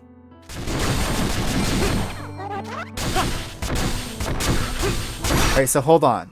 I have to use a bow on this enemy. Not you. Just go away. Okay, so I can use a bow on you. Now you're restrained. Can't move or attack for a little while. Actually kind of hard to land hits on it. See? No attacks. Invincible. Have you done the boss of this area? Yes, I have. We're actually basically done with this area. We basically stopped the end of the world, which is pretty cool. I was just picking up all the treasure. And the secret one. No, I haven't done the secret one. This is also work if you throw the arrows at them. That's a good question. Hold on a minute. Yeah, I have arrows equipped. Okay, what is the wording of it first? Let's see if we can make a prediction. Any enemy hit by a bow. So it shouldn't work.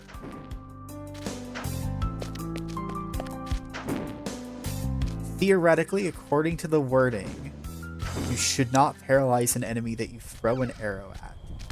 Should be able to check here. Yeah, it doesn't work. Not on this bush, at least. And there you go. Shoot the torch bow and it does work. I actually already fought a secret boss today.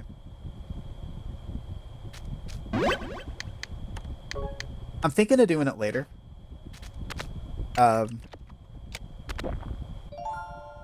But maybe we can do it. Do a little attempt at it.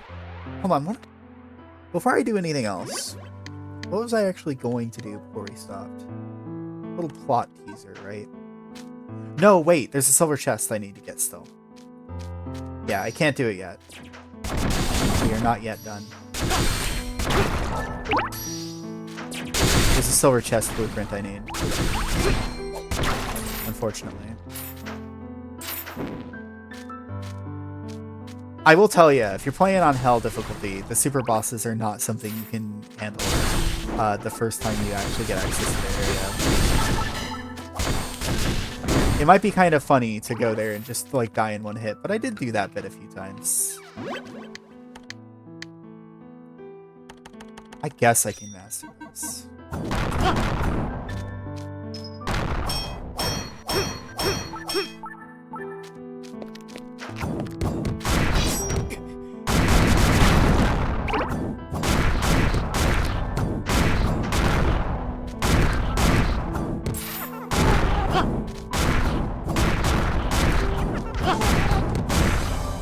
Just bonk him with it.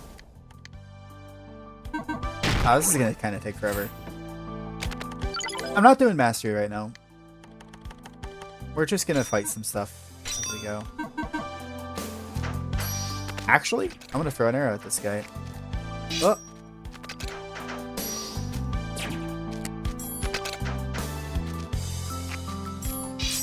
Come on, hit him. Nope.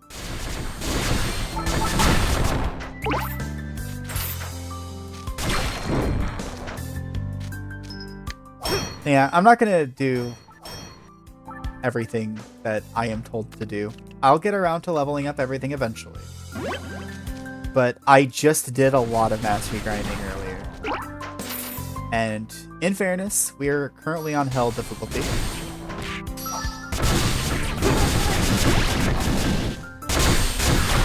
I'm just gonna handle things as it comes. There's not anything you can miss out on in this game, so I'm not concerned about potentially,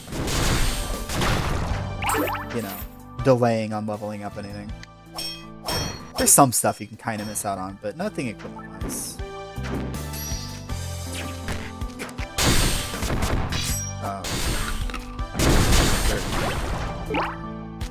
Check this out, though. Hold on. Hit me. Okay. Watch this. Heal the full, baby. Just wanted to show that off. Oh, Shiro ain't here. It's because I've already finished the chapter.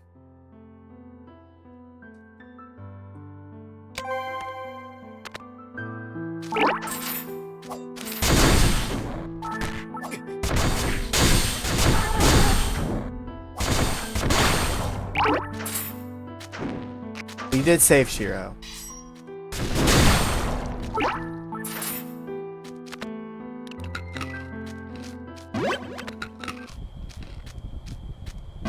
Alright, I haven't gotten a silver chest. I suppose I should just...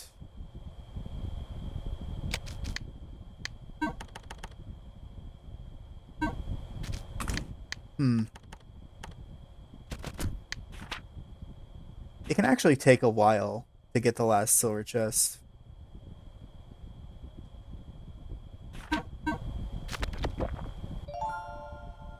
It's okay, guys. I know all the secrets. You don't need to tell me anything. So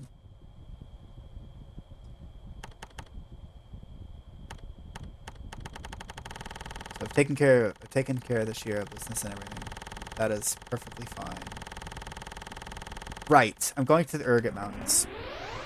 I'm gonna head here because I think I can at least get like chapter enemy kills here faster for the silver chest.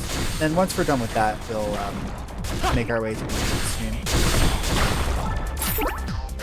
Get a little preview of what the next chapter is going to be about, because we haven't seen that yet, and I'd like it to be shown in dialogue. Oh yeah. So I was talking about this statue here, right? And how there's totally nothing suspicious or strange about it. You can take the statue's shield. I mean, if you want to. May as well. Now, the statue's shield, given that it is a complete slab of stone, is a little heavy. It weighs 200. This objet d'art does actually provide quite a lot of defense and 100 points of guard, which makes it a pretty good shield. So, suppose we're going to go ahead and try it out. Now, with 200 weight, I can't really wear anything else. But there is that one wacky skill that we picked up here, which is fine-tuning, I believe. With a little bit of fine-tuning, the stone shield becomes a lot more wieldy. Let's see. Drop shelling? I don't need shelling. That. Don't really need Art of Thievery, I guess, either. Just save a little bit off the corners, and there we go. No weight at all to this shield. This shield is actually incredibly strong. So we're just gonna use this for a little while. For a hot minute. Because this shield's pretty freaking amazing.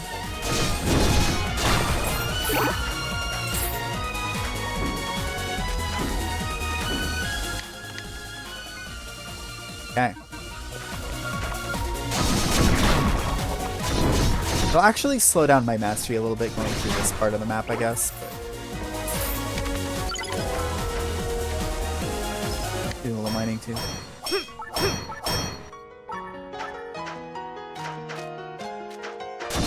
Going for the turtle build.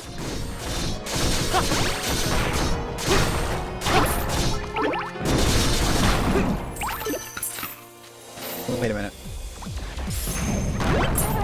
That is actually a super tiny amount of healing. I'm too durable. I can't heal the same way that I would like to.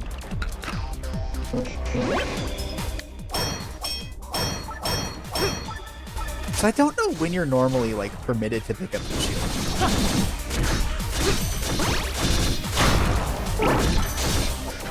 Seeing you with two-handed scares me so much. I actually have some fun facts for you that you might not have actually realized about the game. Did you know that two-handed weapons have a pseudo block? I'm going to show this off, because this is really interesting to me. Surprisingly, you don't need a shield to block damage. This snowball does far too much damage to me, like 600. But if you hold down with a two-handed weapon, you enter like a stance, right? That actually gives you a significant amount of damage reduction. I only took about 200 damage from that. So I think you take like a third of the damage if you are holding down while wielding a two-handed weapon specifically. And this doesn't have a guard meter limitation either. So two-handed weapons actually have a defensive maneuver that you can go for, which is really cool.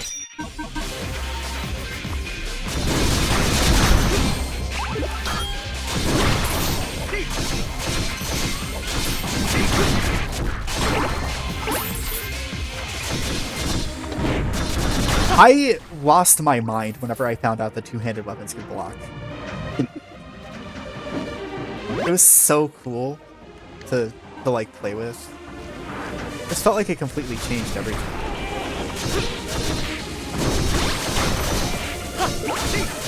Okay, I could think of a good reason to not want to grind.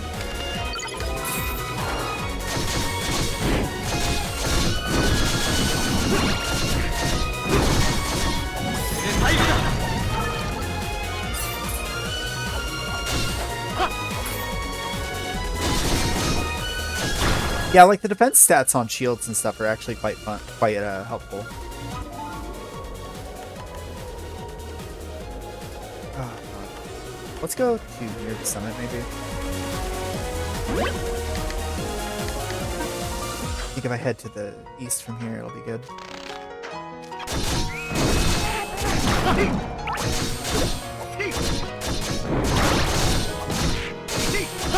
I think what I probably tend to do with shields is more like I just equip shields for like their abilities. I think that's my preferred thing to go for, because then I can like save a little bit of Charon points. Sometimes you really need to like guard damage, so sometimes you need a very specific amount of guard value.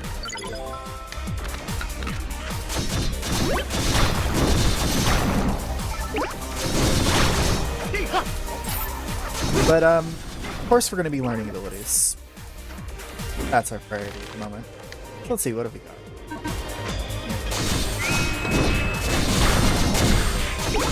I actually love this game's ability system, because I just feel like there's a lot of, like, really wild card, interesting stuff in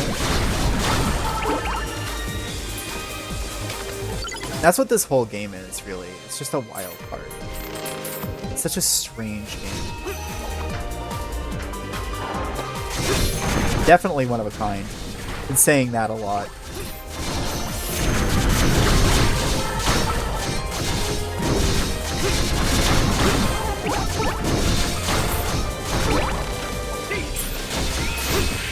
Oh my god. Deadly penguins.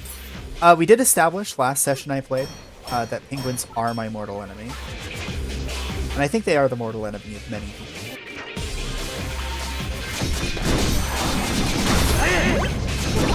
Heal up a little bit off of that punch. Yes. Crushed.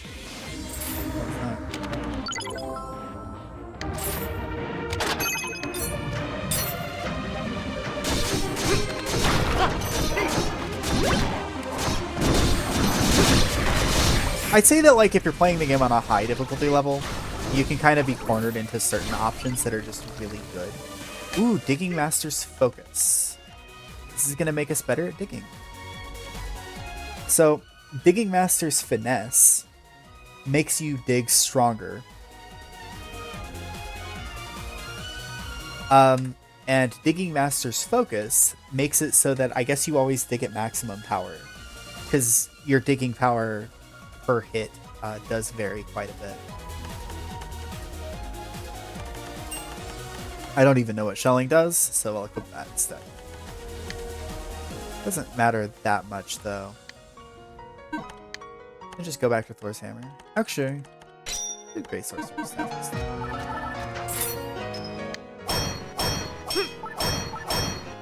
Try the magic that increases your speed. Sure. I'll cast a spell. I'm kind of bad about actually casting spells often.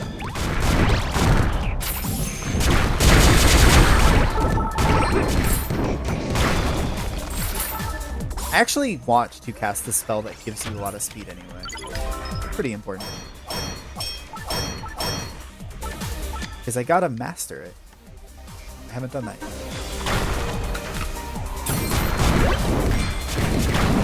There we go. Alright, you want me to try the magic that gives me speed? There we go.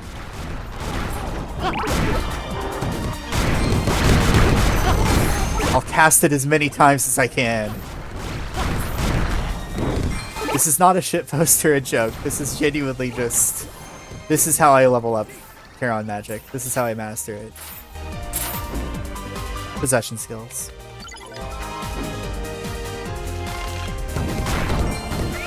Oh, you know what?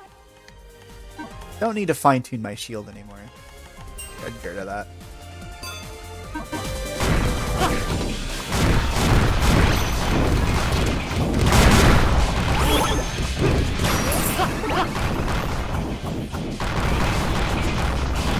So many fireballs.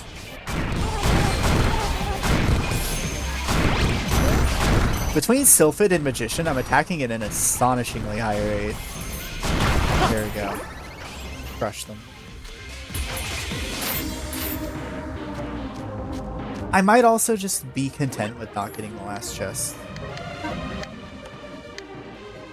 At least for now. Like I said, I can always go back through.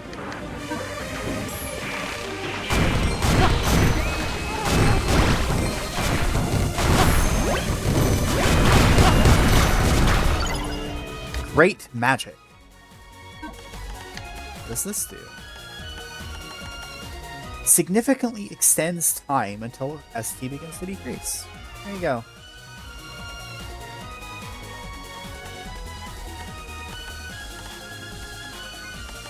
Eliminate.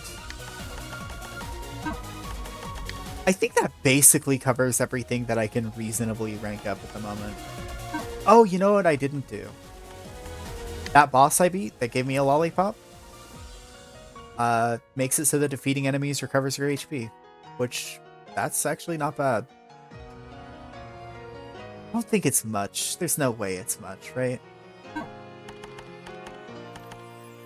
Mid-air jump. I keep that. I don't need. God, what if I remove for it? I guess this. ST increase is not that important.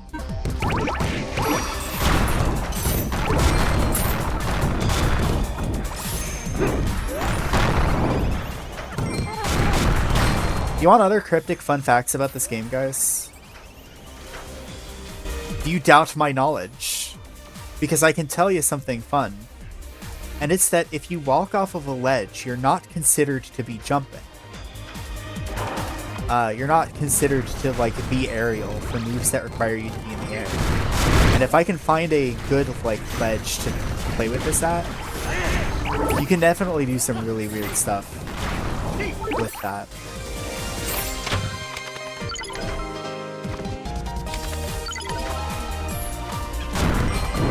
It's not like powerful attack or anything, but it's something to keep in mind that is just kind of an interesting little fact about how the game is coded.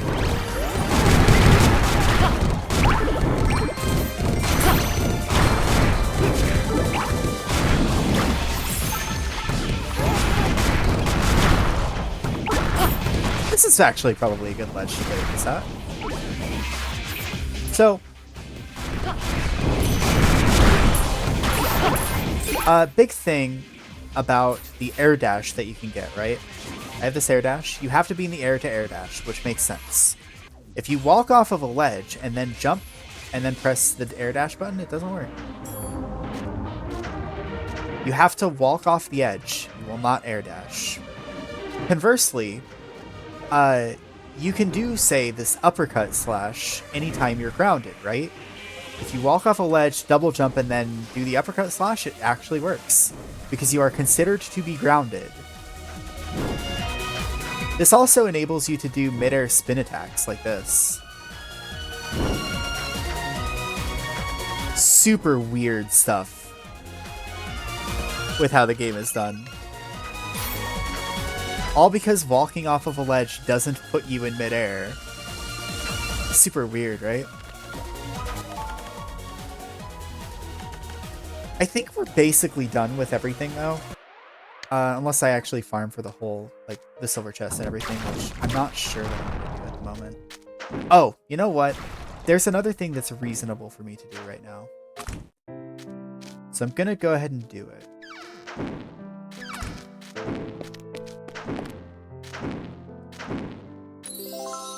Now, don't spoil anything here, right? You don't need to think too much about what I'm doing. At least not right now. Okay, don't reveal to anyone what I'm doing. I'm just saying that maybe there's something to do with these rocks that I can do.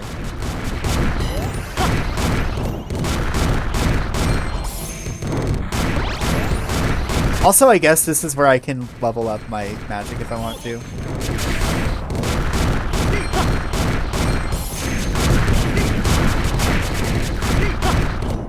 God, is this the best way to go about this? So in case you don't know, oh wait, hold on. There's a way better way for me to do this too. Fun fact. This is probably good enough actually. There we go. Fun fact. These rocks have health bars, and the health bars aren't just for show.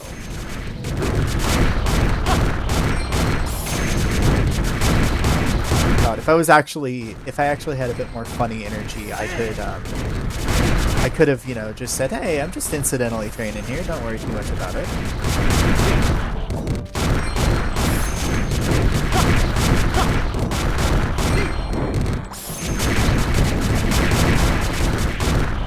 And I mean, that is really all I'm doing, but you might have noticed there's a tiny pixel. There's a tiny pixel missing from these health bars. Right? Doing a little bit of damage. Now, I have made a mistake here, actually, I think. Because I don't think a magic build is actually the ideal way to do this. I'm trying to consider what are ways that I can increase my damage. I'm just going to summon unicorns over and over.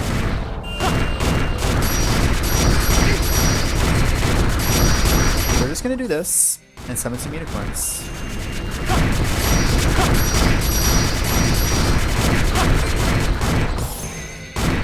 Makes sense, you can kill the rocks. Giving them infinite health would have been extra after plus one's touching base. Keizo has made enemies that self-heal, though. You know, there was the Demon King and all that, right?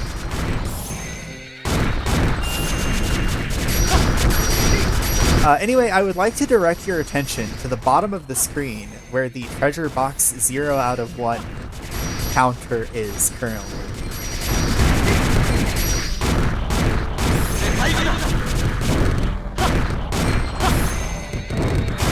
Not only is it that you can kill the rocks, but it's that you have to kill the rocks. Because this room has a treasure chest that spawns when all the enemies in it are dead.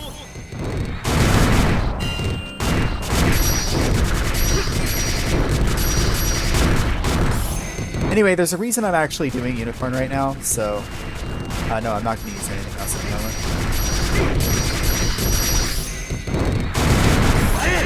And the reason is because the Unicorn is beautiful.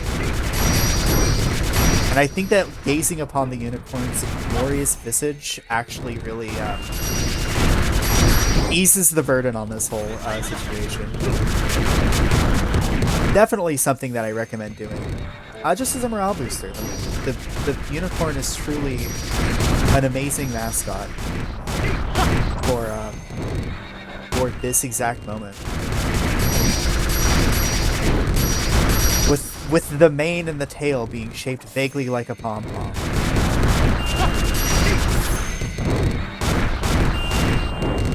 Very functional cheerleader for this exact instance in time. Now,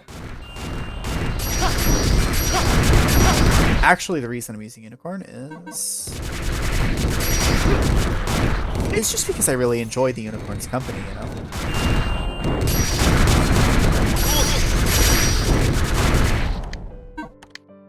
Just checking. Yeah, okay, we can use Lollipop.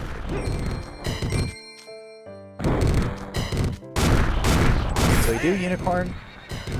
We do Lollipop. I'm just trying to get used to my new rotation here. And then once I'm back up to full ST, we can do it again. There we go. Alright.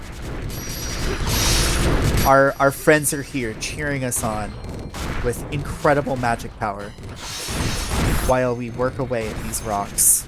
Training all day, Astlibra protagonist works to do what he needs to do to become stronger. Gao can smash these rocks in just 1 or 2 hits, he says, right?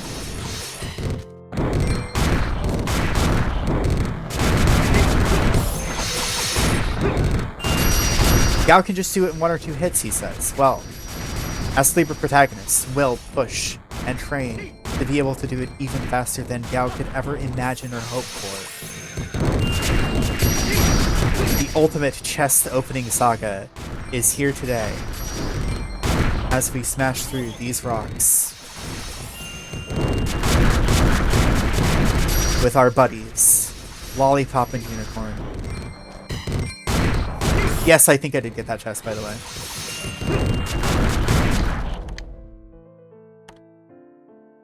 Oh, these don't count. God damn it. Oh, I was hoping for the bit's sake. But no, I was like, man, these should have mastered by now, right? God damn it. Fine. Fine. Fine. We'll use a real build. What else have I got? Circle of Disaster is pretty good. A unicorn can learn nothing from a stone. I think Circle of Disaster is a pretty good one.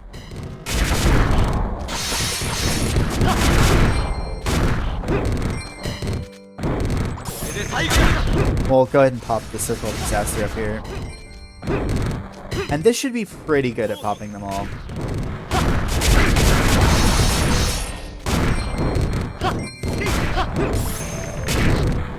Also, I'm gonna actually equip a weapon. Hold on a minute. This should probably help.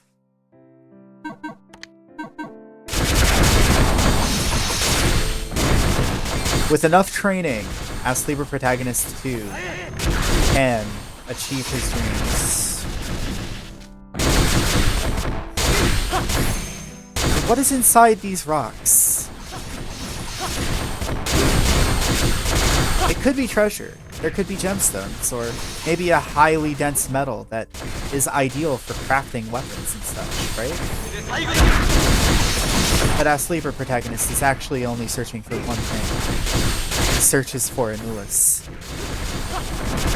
And truly, these rocks are one of the only places that he hasn't checked.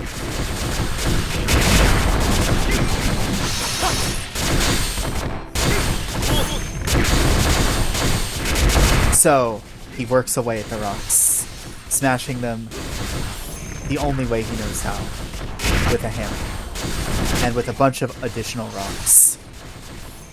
Using the power of additional rocks, his rocky sorcerer, as well as the mysterious Lollipop companion,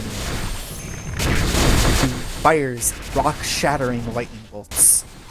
He detects a crack. Maybe a hole is opened inside of a rock, but there is nothing inside, nothing he can see. So he continues to work away at them. The slow, lengthy process of smashing the rocks that he was so generously gifted, probably by Miller.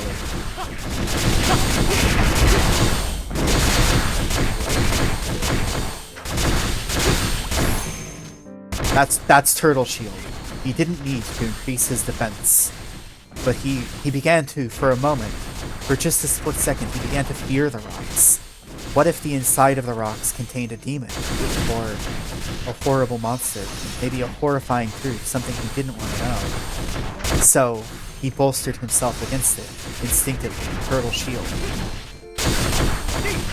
And yet there was no need. For the rocks, there is nothing to fear. These rocks cannot do any damage. At least, not at the moment. Perhaps there is a second phase to these rocks. He wonders aloud. Would I be equipped to handle such a thing? After the mind-numbing job of smashing these rocks, could I handle it?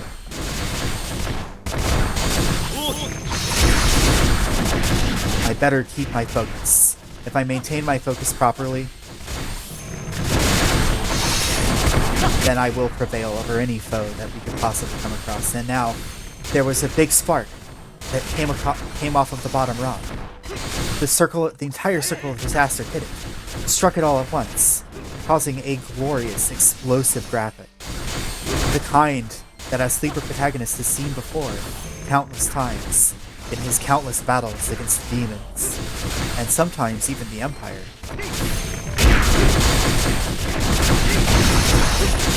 The Prime Minister must have given off dozens of sparks, as he exploded, faded into oblivion.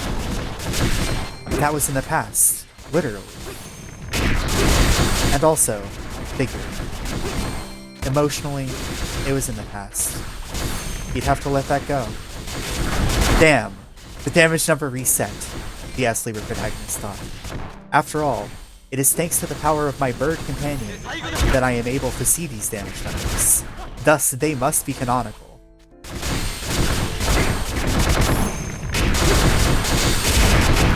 It's amazing how Charon has the uncanny ability to quantify all sources of damage that I can dish out. I wonder how he learned to do that. Truly, my bird companion is the most mysterious friend. And one of the rocks crumbles. It shatters. It falls to pieces beneath the might of Astlibra protagonist. He's making progress, at last. And with another circle of disaster and more mighty swings, presses forward and deals the final millionth point of damage to the top rock. He sighs. He stands on guard, but nothing bad happens. It looks like the rocks are gone, and treasure has appeared before him. The legendary coin emblem has been acquired.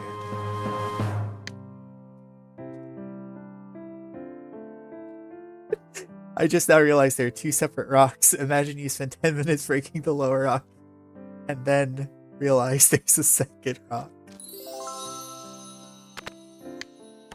I have a more cruel realization you could have.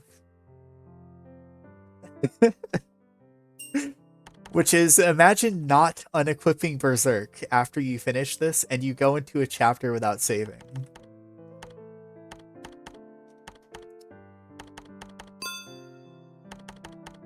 I should be a horror writer. I think I'd actually do quite well at it.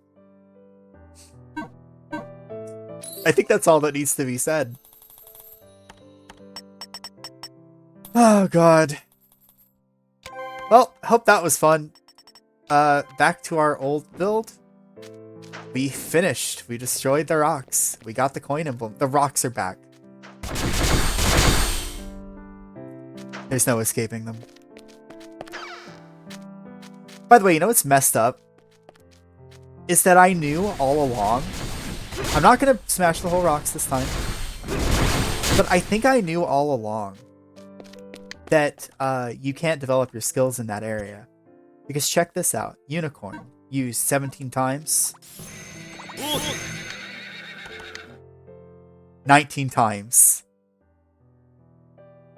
If you just hit the rocks and then leave the screen, you can train your Charon magic in a non-combat situation. It's literally just that one room that has a flag set. So if you want to develop Charon magic, that's a trick that you can do if you want to just do it in the most brainless way possible. Smash some rocks. Okay, what have you got? I accidentally deleted my 100-hour save at my farm at Sandrock, a farming game.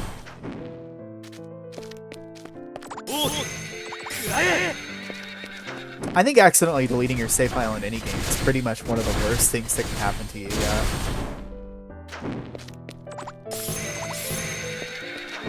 Just summon 2 unicorns to your leaders, right? Alright. I'm not going to do it the rest of the way. I think we're good. We did it, guys. We broke the rocks. It's about time, too. Alright. I'm going to get a little preview of what the next chapter is going to be like, and then we're going to stop for now. And then we'll just go straight into the next chapter next time I play this game, which hopefully is going to be really soon. So, what is the premise of the next chapter? Whoa, that's huge. Do you think you'll be happy? Did something happen? Oh, there you are. You're looking rather pleased with yourself. Was the castle's reward that good? Time for a surprise! I found it. Your hometown. We're here. The whole objective of his journey from the very beginning. And now, he's finally going to be able to do it. The Astlibra protagonist is going to go home. Every chapter in this feels like it could be the final chapter. Well, you'll just have to tune in next time to see if we beat the game. That's the best part of Astlibra, is that you never know when it'll end. It's basically an automatic suspense device. I don't even need to hype you up. The game's already done it. It's amazing. Good night, guys. Thanks for hanging out. Next time, we proceed with the story. Good stuff. Thanks for joining me on the grinding session. Join me next time when Astlibra protagonist goes home.